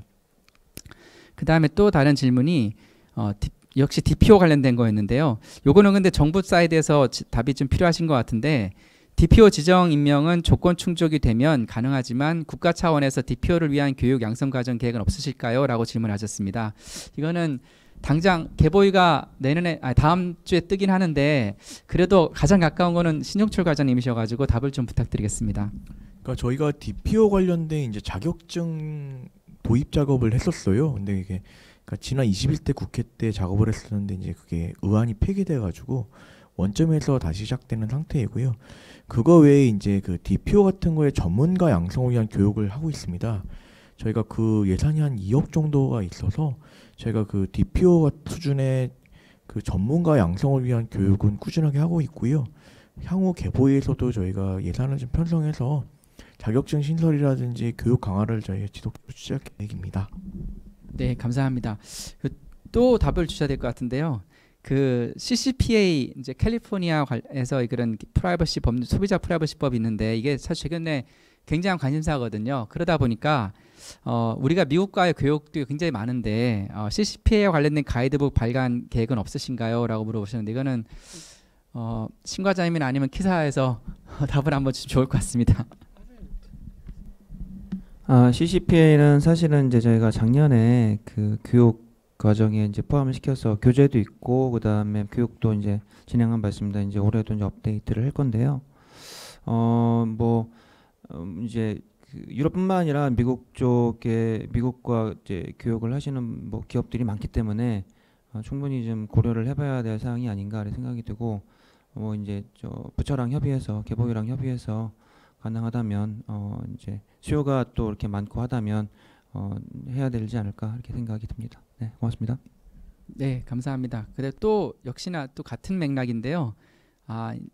그 기사와 방통위가 정부가 잘하다 보니까 또 이제 계속적인 요구가 있는 것 같은데 동남아나 중국 쪽의 컴플라이언스 지원 계획은 따로 없으신가요? 라고 물어보셨는데 어떠신가요? 사실 이제 저희 팀이 이제 개인정보 협력팀입니다. 그래서 개인정보 협력과 관련된 국외는 이제 유럽뿐만 아니라 다른 국가들하고도 하고 있는데요. 그 저희가 운영하고 있는 그 사업 중에 하나가 이제 개인정보 국제협력센터라는 게 있습니다. 그래서 그쪽 사이트가 또 있는데 그 개인정보 아마 네이버에서도 개인정보 국제협력센터라고 쳐보시면 나올 텐데 거기에 중국, 뭐 베트남, 뭐 태국, 동남아 국가 그다음에 뭐 여러 개 국가, 동남아뿐만 아니라 중국 뭐 이렇게 EU도 포함이지만 EU를 또 제외하고도 여러 개 국가들에 대한 뭐 법제라든지 뭐 여러 가지 동향이라든지 이런 것들을 또 제공을 해드리고 있습니다. 뭐 러시아 뭐 이런 데도 하고 있고 호주, 뉴질랜드 이런 데도 있고요. 그래서 그런 내용들을 참고해 보시고요. 좀 더 추가하시거나 이제 좀 더 추가적으로 알고 싶은 내용이 있으시다 그러면 저희한테 그 이메일이나 전화를 연락을 주시면 저희가 적극 검토해서 그렇게 좀 도움을 드릴 수 있도록 하겠습니다. 네, 고맙습니다. 네, 감사합니다. 그리고 다음 질문은 아동정보 수집 시에 유효한 법정 대리인 동의 방식과 관련된 질문인데요. 국내와 같이 본인 확인 절차가 완전하지 않은 환경에서의 법정 대리인 동의 취득 방식에 대해서 구체적인 가이드를 주실 수 있으신가요? 라고 하셨습니다. 사업자 입장에서는 구체적인 예시가 좀 제공되면 좋겠다라는 그런 질문을 하셨는데요. 이거는 이창훈 박사님께서 해주시겠습니까? 네, 그 우리나라와 마찬가지로 EU에서도 아동의 개인정보를 수집하려면은 법정 대리인의 동의를 받아야겠죠. 말씀하신 것처럼 이제 우리나라는 본인 확인 서비스라는 게 있는데 EU에는 뭐 그런 부분들이 없죠. 공식적으로 제공하는. 그래서 그런 법정 대리인의 동의를 어떻게 받을 것인가, 그 부분은 구체적으로 설명은 안 돼 있습니다. 합리적인 수단을 통해서 하도록 하고 있는데, 예를 들면 코파의 경우에는 코파하고 근데 설명이 비슷해요. 그러니까 미국에 있는 아동 온라인 프라이버시 보호법하고 비슷하게 설명들을 하고 있는데, 이메일을 통해서 다만 이제 전자섬이 붙어있는 이메일을 통해서 한다거나 신용카드를 통해서 동의를 받는다거나 이런 방법도 가능하고, 실무적으로는 그런데 제가 경험하기로는 실무적으로는 어떻게 하냐면은 대부분이 법정 대리인이 자기가 미니멈의 그 서비스에 가입합니다. 그 가입해가지고 아동을 초대하는 방법을 많이 쓰는 것 같아요. 그런데 그러면은 법정 대리인이 회원에 가입할 때 우리나라처럼 그러면은 본인 확인을 하느냐, 그런 방법은 아니거든요. 그래서 EU에서 법정 대리인의 동의라는 것은 합리적인 정도의 노력을 하면 되지, 우리나라처럼 본인 확인까지 법정 대리인의 본인 확인까지 해야 할 필요는 없다. 사실 우리나라에서도 현재 법정 대리인의 동의를 받을 때 법정 대리인의 본인 확인까지를 요구하고 있지는 않습니다. 그런데 실무적으로 본인 확인을 많이 받고 있지만은 우리 법 자체에서 법정 대리인의 동의를 받을 때 일반적으로 동의를 받는 방법은 우리 법에서 이미 설명을 하고 있거든요. 그 절차에 따라서 받으면 되지, 합리적으로 그리고 그 사람의 그 법정 대리인이라는 것을 확인할 수 있는 조치를 취하면 되지, 그 어떤 하나의 방법을 제시하고 있지는 않다. 아까 제가 말씀드린 다만 이제 실무적으로는 법정 대리인이 그 동의를 받았다는 것을 사업자가 입증을 해야 하기 때문에 입증 책임이 있기 때문에 본인 확인과 같은 서비스가 없는 유럽이나 미국에서는 이 그 법정 대리인, 그러니까 부모가 회원을 가입하게 해서 아동을 초대하는 방식들을 많이 쓰고 있더라. 이 부분을 제가 좀 참고로 실무적인 아까 뭐 방법이 어떤 걸 물어보셨기 때문에 그런 방법, 이메일로 동의를 받는 방법, 신용카드로 동의를 받는 방법, 이런 방법들이 있습니다. 그 맞아, 또 아마 이거 이창훈 교수님께서 해주셔야 될 것 같은데, 개인정보 파기 시에 국내는 전자상거래법 등에 의해서 파기하지 않는 기간이 있는데 해당 법령을 어떻게 신청해야 되나요?라고 산정해야 되나요 했는데요. 혹시나 관련되는 그냥 설명을 좀 부탁드리겠습니다. 네, 이거 앞에 제가 이제 잠깐 이제 설명드렸던 개인정보 보호 원칙과도 관련된인데요. 이후에서도 우리나라와 매우 마찬가지로 개인정보 최소 처리 원칙이 있고 원래는 최소 처리 원칙에 개인정보 보관 기간이라는 부분들을 설정하도록 돼 있었는데 이번에 GDPR은 명확하게 또 개인정보 보호 기간을 설정하도록 이렇게 하고 있거든요. 그런데 우리나라와 마찬가지 GDPR에서도 법률에 따라서 특별한 규정이 있는 경우는 그 법률에서 규정하고 있는 기간 동안 개인정보를 파기하지 않고 이용할 수가 있습니다. 그러면은 우리나라에서는 전자상거래법을 이제 많이들 하고 계시는데 전자상거래법 외에도 우리나라에서 상법이랄까 뭐 의료법이랄까 각종 법률에 그 개인정보를 파기하지 않고 보관하도록 의무화하는 경우도 있고 보관할 수 있도록 하는 경우도 있고 그러는데 여기서 이제 우리가 예시를 단순히 전자상거래법만 있는 건 아니거든요. 우리 국내에서도 다수 엄청나게 많은 법들이 있습니다. 매 마찬가지로 EU에서도 법률에 따라서 보관할 수 있는 법률이 아주 많습니다. 나라마다 다 달라요. 그래서 우리가 GDPR이라고 해서 획일적으로 보면 안 되고 GDPR을 우리가 여기서 지금 GDPR을 논의하고 있습니다만 EU에 사업을 하실 분들은 GDPR만 봐서는 절대 안 됩니다. GDPR에서 외의 규정을 두고 있는 각 나라 법에다가 이임을 두고 있는 법 규정이 160 몇 개인가가 돼요. 엄청나게 많습니다.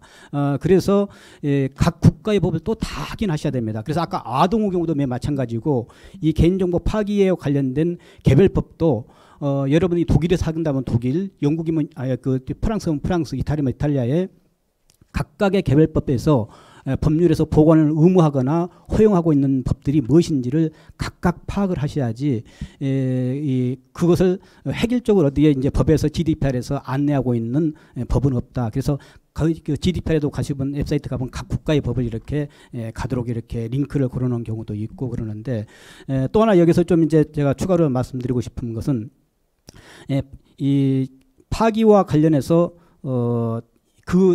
우리나라도 매 마찬가지지만은 그 최소한의 보관 기간이 얼마냐 이 부분을 법률에 있는 경우는 그 법률에 따라서 가면 되는데 법률 이외의 경우에 있어서 파기와 관련된 기간은 입증 책임을 사업자 본인한테 지우고 있다. 그래서 이것이 얼마만큼이 합리적인 기간인가 그 부분은 사업자들이 항상 그것을 근거로서 제시할 수 있는 그 기준을 마련하고 있어야 된다. 이 부분을 추가로 설명을 드리고 싶습니다.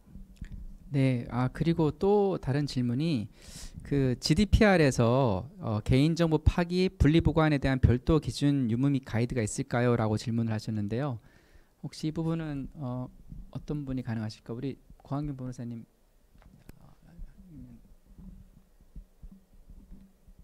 제가 박사님께서. 질문이 방금. 네. 그 개인정보 파기 분리보관에 대한 별도의 기준이 GDPR에서도 있는 것인지 질문입니다. 그 부분은 뭐 이 GDPR 조문 자체에 개인정보 파기는 있죠. 방금 제가 설명드렸던 것처럼 목적을 달성하면 파기를 해야 됩니다. 다만 이제 분리보관과 관련해서는 명확한 규제는 우리나라 법처럼 분리보관에 관련된 규정은 없어요.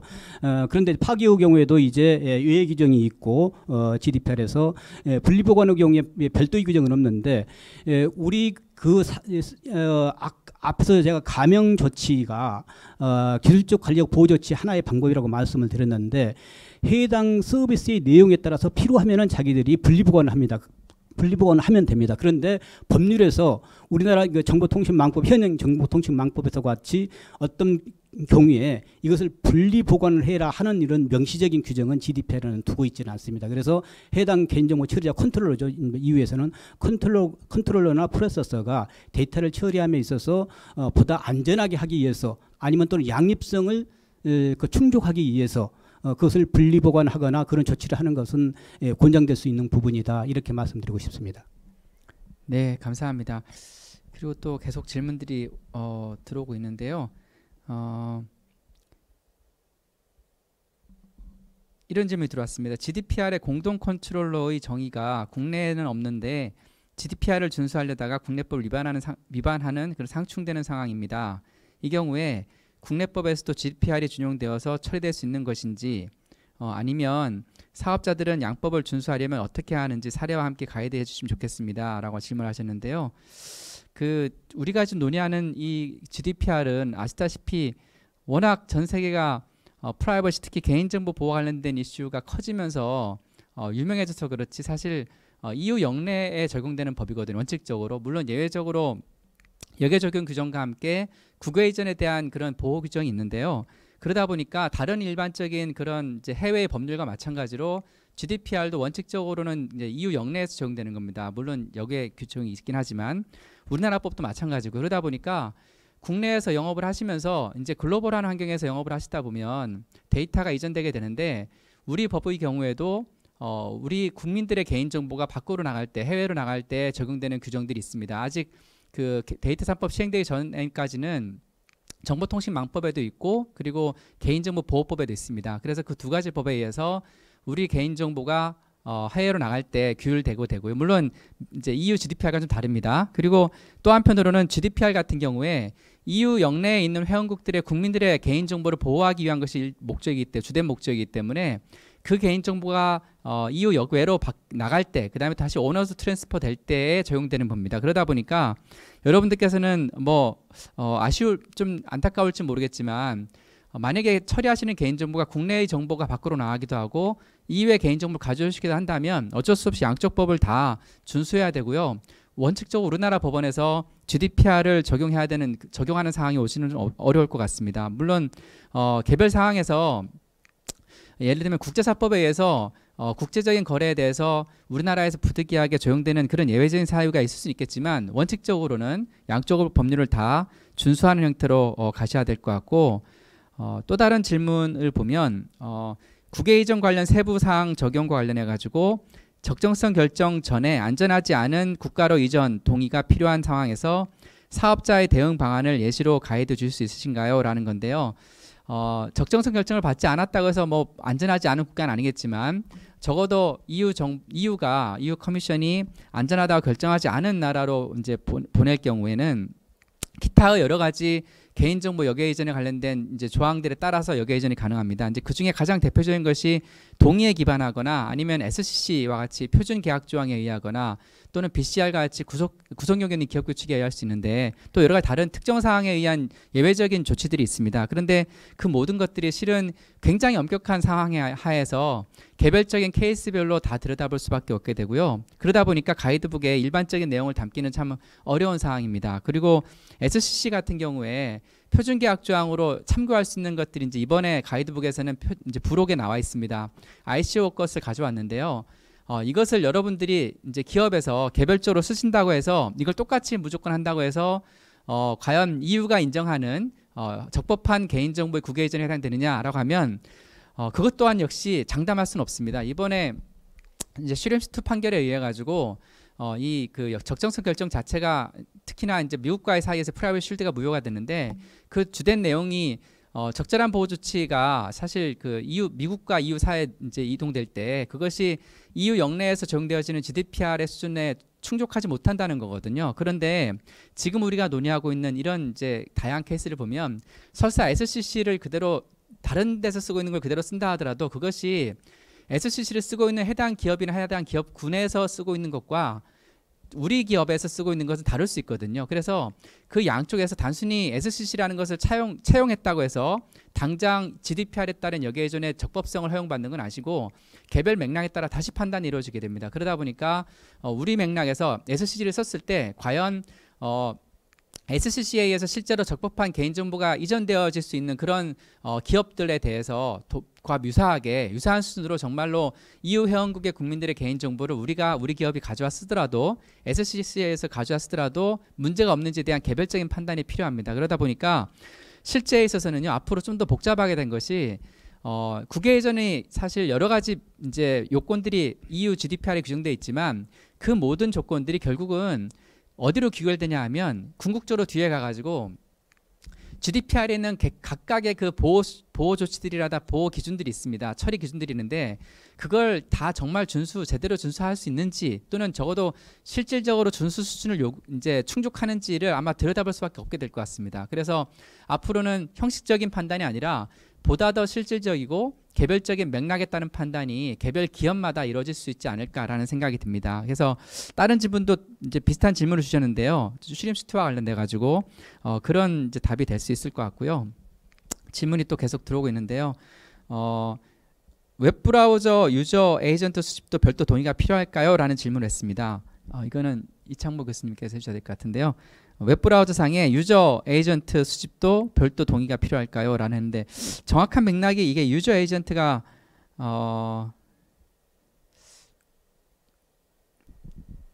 정확한 걸 모르겠는데 이게 아마 쿠키를 이용한 거를 말한 걸까요? 이게 혹시나 이 질문하신 분께서 다시 한번 질문을 주실 수 있으면 제가 정확하게 이해를 못할 수 있기 때문에 바로 앞에 또 비슷한 질문인 것 같은데요.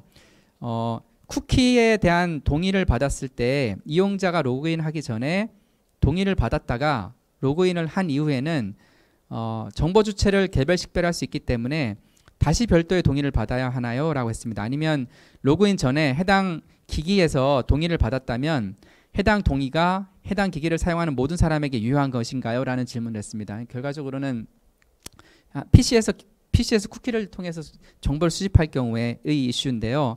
이게 이해하셨죠?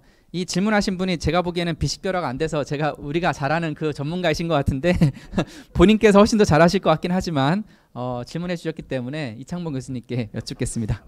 그 부분 답변 드리기 전에 아까 제가 그 질문 아동 친권자 동의 받는 방법은 그 교재 113페이지에 보시면은 자세하게 아까 제가 말씀 코파 미국 아동 프라이버시 보호법을 그대로 지금 GDPR에서 설명하고 있기 때문에요. 그 방법을 참고하시면은 좋을 것 같습니다. 그리고 뭐 아까 이제 최경준 교수님 설명해 주신 것 중에서 이제 조인트 컨트롤러와 관련해 가지고 조금 제가 보충 설명을 드리면은 국내에서 이 조인트 컨트롤러에 대해서 오해들이 많은 것 같아요. 그냥 A와 B가 공동으로 이용하고 싶으면 그것이 조인트 컨트롤러다 이렇게 생각한 것 같은데 GDPR에서 조인트 컨트롤러는 아주 제한적으로 허용이 됩니다. 그 서비스가 불가피하게 공동으로 이용할 수밖에 없는 개인정보를 이용할 수밖에 없는 그런 경우에만 조인트 컨트롤러가 허용되는 것이지 내가 AB 회사가 그냥 공동으로 이용하고 싶으니까 AB가 공동으로 수집해서 이용하겠다 이런 건 되질 않고요. 만약에 그런 경우는 우리 국내법에서도 마찬가지입니다만은 그런 경우는 개인정보 공유가 돼서 제3자 제공이 됩니다. 그래서 제3자 제공 동의를 받으셔야지 우리가 조인트 컨트롤러 해가지고 임의로 이거 GDPR에서는 조인트 컨트롤러가 이용되니까 우리가 이렇게 해야지 그 부분은 안 될 것 같고요. 앞에 질문의 취지를 제가 아까 그 쿠키 정보와 관련된 취지는 제가 정확하게 잘 모르겠는데 제가 직접 질문을 보지 않아가지고 이런 경우가 있습니다. 우리가 GDPR에서의 쿠키 동의와 개인정보 수집 이용 동의는 엄연히 다르죠. 쿠키는 쿠키 자체에 대해서만 동의를 받는 것이고 개인정보 수집 이용에 대한 동의는 별도 것이기 때문에 쿠키 동의를 받았다고 그래서 그러면은 쿠키 동의를 받으면 쿠키 동의를 받은 대로 이제 이용을 하는데 쿠키 동의를 받아서 내가 로그인을 해가지고 다시 이제 쿠키 동의를 받는 쿠키를 수집한다. 그랬을 경우에는 쿠키 동의의 쿠키에 동의했을 때의 그 동의의 목적과 로그인해서 개인정보 수집에서의 동의의 목적이 완전히 달라지기 때문에 GDPR에서는 어떤 경우에서 동의를 받을 때 아까 양립성 이론이 동의 후 경우에는 적용이 안 되거든요. 동의해서 수집한 경우에는 GDPR에서는 우리나라 지금 법에서는 동의 후 경우에도 양립성이 적용된 것으로 지금 해석이 될 수 있지만은 GDPR에서는 원칙적으로 동의 후 경우에는 안 되기 때문에 각각의 동의에 따라 가지고 그 동의 범위 내에서만 이용할 수 있을 뿐이고 그 로그인 이후에 쿠키 동의를 받아가지고 쿠키를 그러면 어떤 목적으로 쓸지는 잘 모르겠어요. 질문자가 없기 때문에 목적이 서로 다르다고 그러면은 그 목적이 서로 다른 근거를 제시하거나 그러니까는 내가 예를 들면 사이버 보안 목적으로 이것을 수집한다. 그러면 사이버 보안 목적으로 수집하는지 아니면 맞춤형 광고 목적으로 이용한 것인지 어떤 목적에 따라 가지고 그 목적에 변경이 있으면은 변화가 있으면은 별도의 동의를 받아야 하는 사항이다. 이렇게 판단을 하고 있습니다. 그래서 질문의 취지가 제가 맞게 답변을 드린 건지 모르겠습니다만은 만약에 제 질문 답변이 취지에 맞지 않다고 그러면은 다시 한번 질문을 주시면은 제가 거기에 대해서 답변을 드리도록 하겠습니다. 네, 감사합니다. 그리고 질문이 많았는데 다 답변이 되는지 모르겠습니다. 혹시나 저희가 놓치게 되면 다시 죄송하지만 다시 한번 질문 좀 저희가 답변을 최대한 드리도록 하겠습니다. 혹시나 그리고 아까 설명을 드렸지만 윤재석 팀장님 말씀하신 것처럼 GDPR 관련된 안내와 설명, 컨설팅은 지금 키사에서 열심히 해주시고 계십니다. 그러니까 지금이라도 아마 더 필요하신 게 있으시면 아마 키사로 전화하시면 점심시간 이후에 전화하시면 아마 답을 해주실 것 같고요. 또 다른 질문 하나를 이제 말씀드리면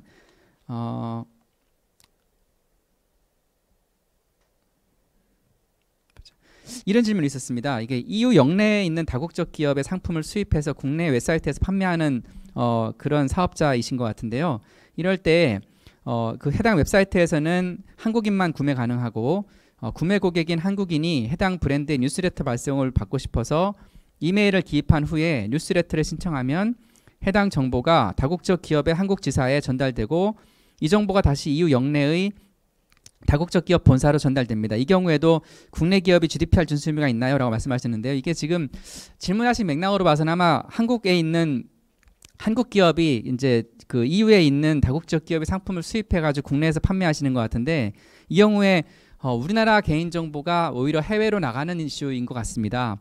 물론 현지에 있는 다국적 기업이 우리나라 국민의 개인정보를 수집해서 EU 현지에서 처리를 할 경우에 당연히 그 업체는 EU 영내 이스태블리시먼트가 있기 때문에 아마 그 내부에서의 GDPR 준수는 당연히 하실 것 같고요. 그 다국적 기업 자체는 EU 영내에 있어서 그리고 동시에 우리나라 국민들의 개인정보가 우리나라로부터 이제 해외로 가는 것이기 때문에 이에 대해서는 우리나라 정보통신망법과 개인정보보호법이 이제 적용되는데 이게 이 내용으로 봐서는 아마도 인터넷상에서 이동되는 것 같습니다. 그럼 적어도 현행법상으로는 정보통신망법이 적용되게 되고요. 그 법에 따르면 원칙적으로 이 경우에 별도의 동의가 필요하고 예외적으로 위스탁 관계 같은 경우에는 이제 필요가 없게 되는데요. 예외적으로 이제 이 경우에는 제가 보기에는 우리나라 법에 따라서 우리나라 법을 일단은 국내 사업자의 경우에는 우리나라 법에 따라서 이제 개인정보를 이제 EU로 보내거나 아니면 EU에 있는 사업자가 이 뉴스레터 서비스를 직접 서비스를 제공한다 그러면 여기에 가입하시는 또는 신청하시는 단계에서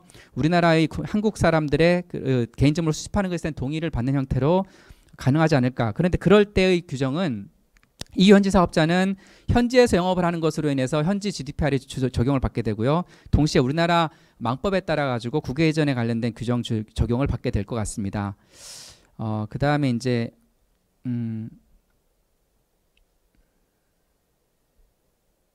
네, 또 다른 그 질문이 있는데요.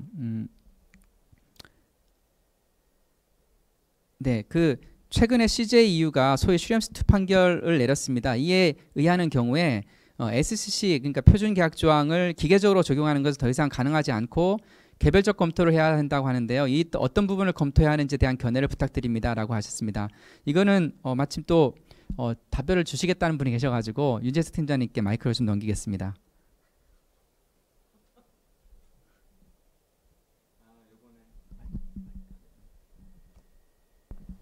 요번에 그 슈렘스 판결로 이제 그 프라이빗 쉴드가 무효화됐죠. 그래서 EDPB가 당장 그 이거는 무효화됐다. 이제 무효화됐기 때문에 더 이상 사용할 수 없다라고 선언은 했습니다만 사실 이거를 이 메커니즘을 통해 가지고 그동안 1,500개인가요? 5,000개 가량 이렇게 몇천 개 가량이 되는 기업들이 개인정보를 이전해 오고 있었는데 당장 이거 안 된다 그러면 난리 나겠죠. 그래서 예전에 세이프하버 같은 경우는 4개월 정도 유예 기간이 있었습니다. 사실은 뭐 이제 명시적으로 유예 기간을 준다 이렇게 얘기는 안 했지만 그래서 이걸 당장 이제 프라이빗 쉴드를 이용한 국외 이전이 불가능한 건 아니고 일단 그 세부적으로 어떻게 하면 이제 국외 이전이 가능할지에 대한 연구는 추가적으로 지금 EDPB가 하고 있고요. 근데 이제 또 덩달아서 이제 또 EC와 지금 미국이 지금 바빠지고 있죠. 왜냐하면 이제 어떻게 어떤 새로운 메커니즘을 세이프하버 무효화되고 이제 프라이버시 쉴드도 무효화됐으니까 그러면 어떠한 그 내용들을 보완을 해서 또 새로운 국외 이전 메커니즘을 만들 것인가, SCC로만 갈 것인가, 뭐 이런 것들을 고민을 해야겠죠. 근데 이제 그 주요하게 이제 무효화시킨 판결 내용 중에 하나가 국가기관에 의한 정보 접근, 즉 이제 유럽 시민에 대한 정보를 이제 미국의 정보기관이 마음껏 예를 들어서 여러 가지 뭐 피사라든지 뭐 여러 가지 대통령 행정지침, 행정명령 이런 걸 통해 가지고 들여다볼 수 있기 때문에 그런 거에 대한 의구심을 제기한 것이고 그것들을 보완할 수 있는 내용들을 찾아와라 이렇게 이제 얘기를 한 거죠.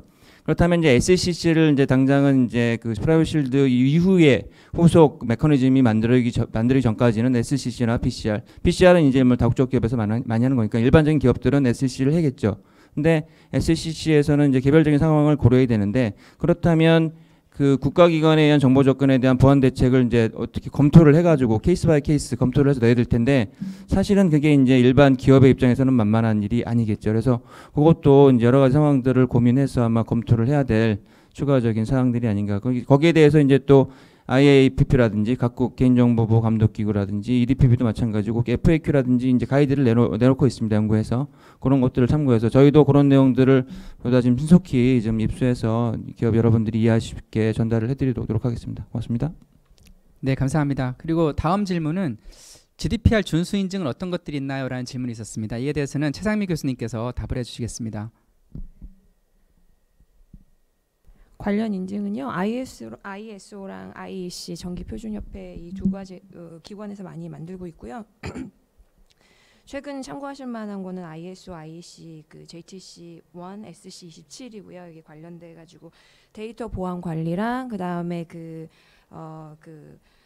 표준 이행 유지 관리 ISO, IEC 27001, IT 가버넌스 이런 것들 표준을 잘 지침을 보시고 이 체계를 갖추시면 보안 사고 위험을 최소화할 수 있고요. 데이터 그 보안 표준, 국제 표준이 또 하나 있는데 이게 PCI DSS입니다. 그래서 그 고객 데이터를 많이 다루고 있는 경우에 PCI DSS 그 표준을 따르고 계시면 데이터 보안을 국제 표준을 갖추면서 GDPR을 동시에 그 컴플라이언스 하실 수 있는 그 이제 수준이 올라갈 수 있고요. 또 하나 마지막으로 말씀드리고 싶은 거는 그 영국에서도 BS 1001이 2017이라는 그 DPO 지정 요건이나 DPO의 자격, 그 다음에 관련된 그 프라이버시 인증에 대한 이 컴플라이언스를 가지고 있는데 이 표준은 GDPR을 많이 고려하고 영국 법내 그 개인정보 보호도 많이 고려를 하고 있기 때문에 이런 국제 표준을 참고하셔가지고 관련된 체계를 갖추시면 그 GDPR 프랙티스 컴플라이언스 하는데 많이 도움이 되실 것 같습니다. 네.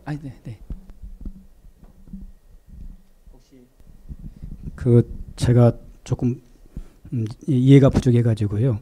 그러니까 GDPR에 따른 인증과 국제 표준 국제 인증이 다르게 되는데 EU에서도 그러니까 국제 인증을 받았으면은 상당히 GDPR에 근접했다고 참고할 수는 있다고 하고 있는데 GDPR에 따른 인증은 제가 지금은 모르겠어요. 적어도 작년까지는 하나도 없습니다.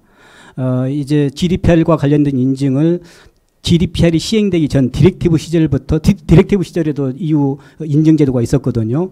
그 부분과 관련해서 클라우드하고 연구 분야, 마케팅 분야 세 개에 대해서 EU의 협회들이 꾸준히 한 10년 가까이 그 인증을 받고자 했는데 디렉티브랄까 GDPR의 요건을 충족하지 못했다 해가지고 아직까지도 계속 협의 상태에서 혹시 제가 이제 이해가 부족해가지고 GDPR에 아까 이제 최상미 교수님 말씀하신 게 GDPR에 따른 인증을 말씀하신 것인지 아니면은 그러니까 GDPR에 따른 인증은 아직까지는 제가 작년 말까지는 없었다고 제가 알고 있고 방금 말씀하신 것은 GDPR에 따른 인증은 아니고 이런 어떤 국제 표준을 국제 인증받은 것을 준수하면은 GDPR을 준수하는 것으로 상당히 접근할 수가 있다 이런 것을 말씀하신지 좀 불명확해서 제가 질문을 드렸습니다. 네, 이정복 교수님이 지적하신 대로 그 GDPR을 인증하기 위한 국제 인증은 아직 없는 게 맞고요. 대신 근데 말씀드린 그 ISO랑 IEC에서는 최근에 바뀐 그 GDPR 그러니까 최근에 그 이제 주목받은 GDPR 환경을 많이 고려해서 그 ISO, IEC, JTC1, SC27에서 이런 것들을 논의하고 관련된 표준을 최대한 잘 지키면 GDPR과 뭐 관련해서 발생할 수 있는 여러 이슈들을 최소화할 수 있는 방향으로 가이던스를 주고 있는 상황입니다. 그래서 이걸 인증받으면 100% GDPR에 다 뭐 문제가 안 생긴다라는 개런티는 뭐 여러 가지로 노력을 하셔야 되고 컴플라이언스 수준을 아주 높이셔야 가능할 거고요. 우리나라에서도 마찬가지로 뭘 딱 지키면 뭐 개인정보와 관련된 그 법적인 문제는 발생하지 않는다라는 인증은 없다라고 보시면 되겠습니다. 네. 네, 감사합니다. 이미 아시겠지만 여러 가지 국제적인 인증들이 있습니다. 그런데 또 국제적인 민간 전문가 단체에서도 있고요. 그런 인증들이 있는데 그 인증들이 다시 EU에서 어프로브도 돼야 됩니다. 어프로브 돼야지만 비로소 이제 우리가 말하는 GDPR에 따른 완전한 인증이 되는데요. 그런 이제 개념의 차이를 여러분들께서 이해하시면서 들으시면 될 것 같고요.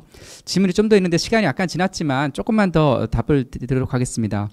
다음 질문은 최근 큰일 그 프랑스 개인정보보호 감독기구인데 큰일의 쿠키에 대한 가이던스에 의하면 쿠키 왈링이 그 자체로 GDPR 위반 아니라고 하는데요. 그럼 어떤 조치를 취해야 이것을 적법하게 적용할 수 있을까요? 라는 질문을 하셨습니다. 이것에 대해서 우리 윤재석 팀장님께서 답을 주시기로 하셔가지고 아니세요?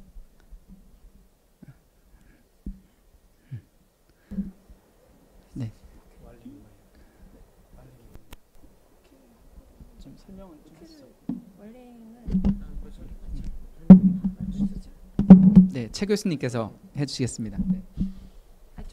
이건 법적인 문제라서 제가 일단 답은 드릴 수 없을 것 같고 그 일련의 쿠키에 대해서 동의를 하지 않으면 사이트의 접근 자체를 어렵게 하는 게 쿠키 월링이라고 알고 있습니다. 관련돼서.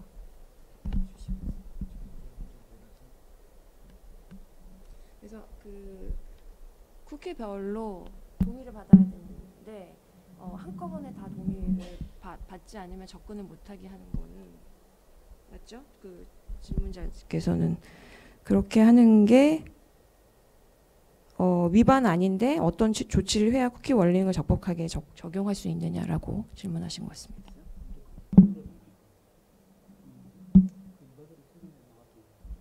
답을 한번 하시겠어요? 제가 지금 쿠키 월링에 대해서 정확한 취지를 잘 모르겠는데요. 지금 제가 읽은 오히려 지금 프랑스의 큰일은 어떻게 했는지를 모르겠습니다만은 일방적으로 이 쿠키에 대한 동의를 포괄 동의를 해서 거부를 했을 경우에는 그 동의의 효력이 없다.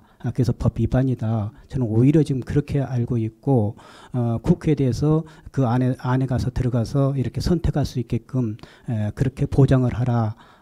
저는 그렇게 알고 있어서 지금 질문자의 질문과 제가 알고 있는 부분이 조금 달라가지고 제가 좀 답변 드리기는 조금 그런 것 같습니다. 네, 감사합니다.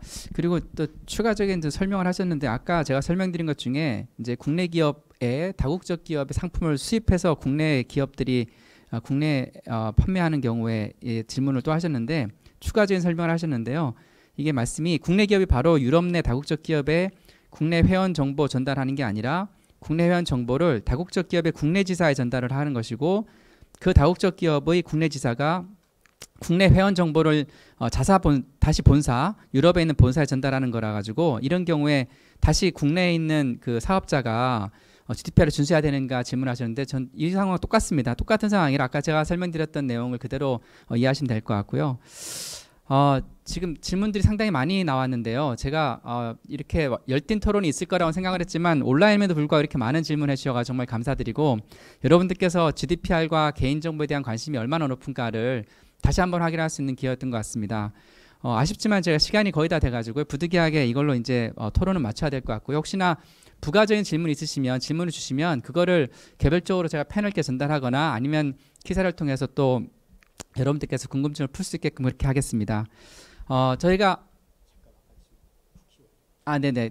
저 쿠키 월링에 대해서 한번 좀 더 보충 설명을 하시겠다 해서 다시 마이크 지금 드리겠습니다.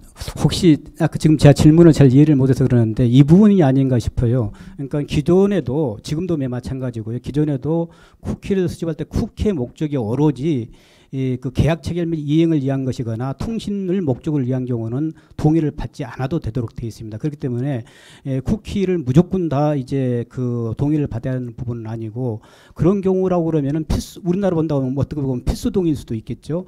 그런 경우에 그런 목적으로만 되어 있는 경우에 그 부분에 대해서 동의하지 않으면은 뭐 접근을 웹사이트 접근을 못하게 한달까 그런 경우에는 뭐 아까 질문자가 말씀하신 것처럼 법 위반이 아닐 수도 있지 않겠나 이런 생각이 얼핏 들어서 제가 추가 답변을 드렸습니다.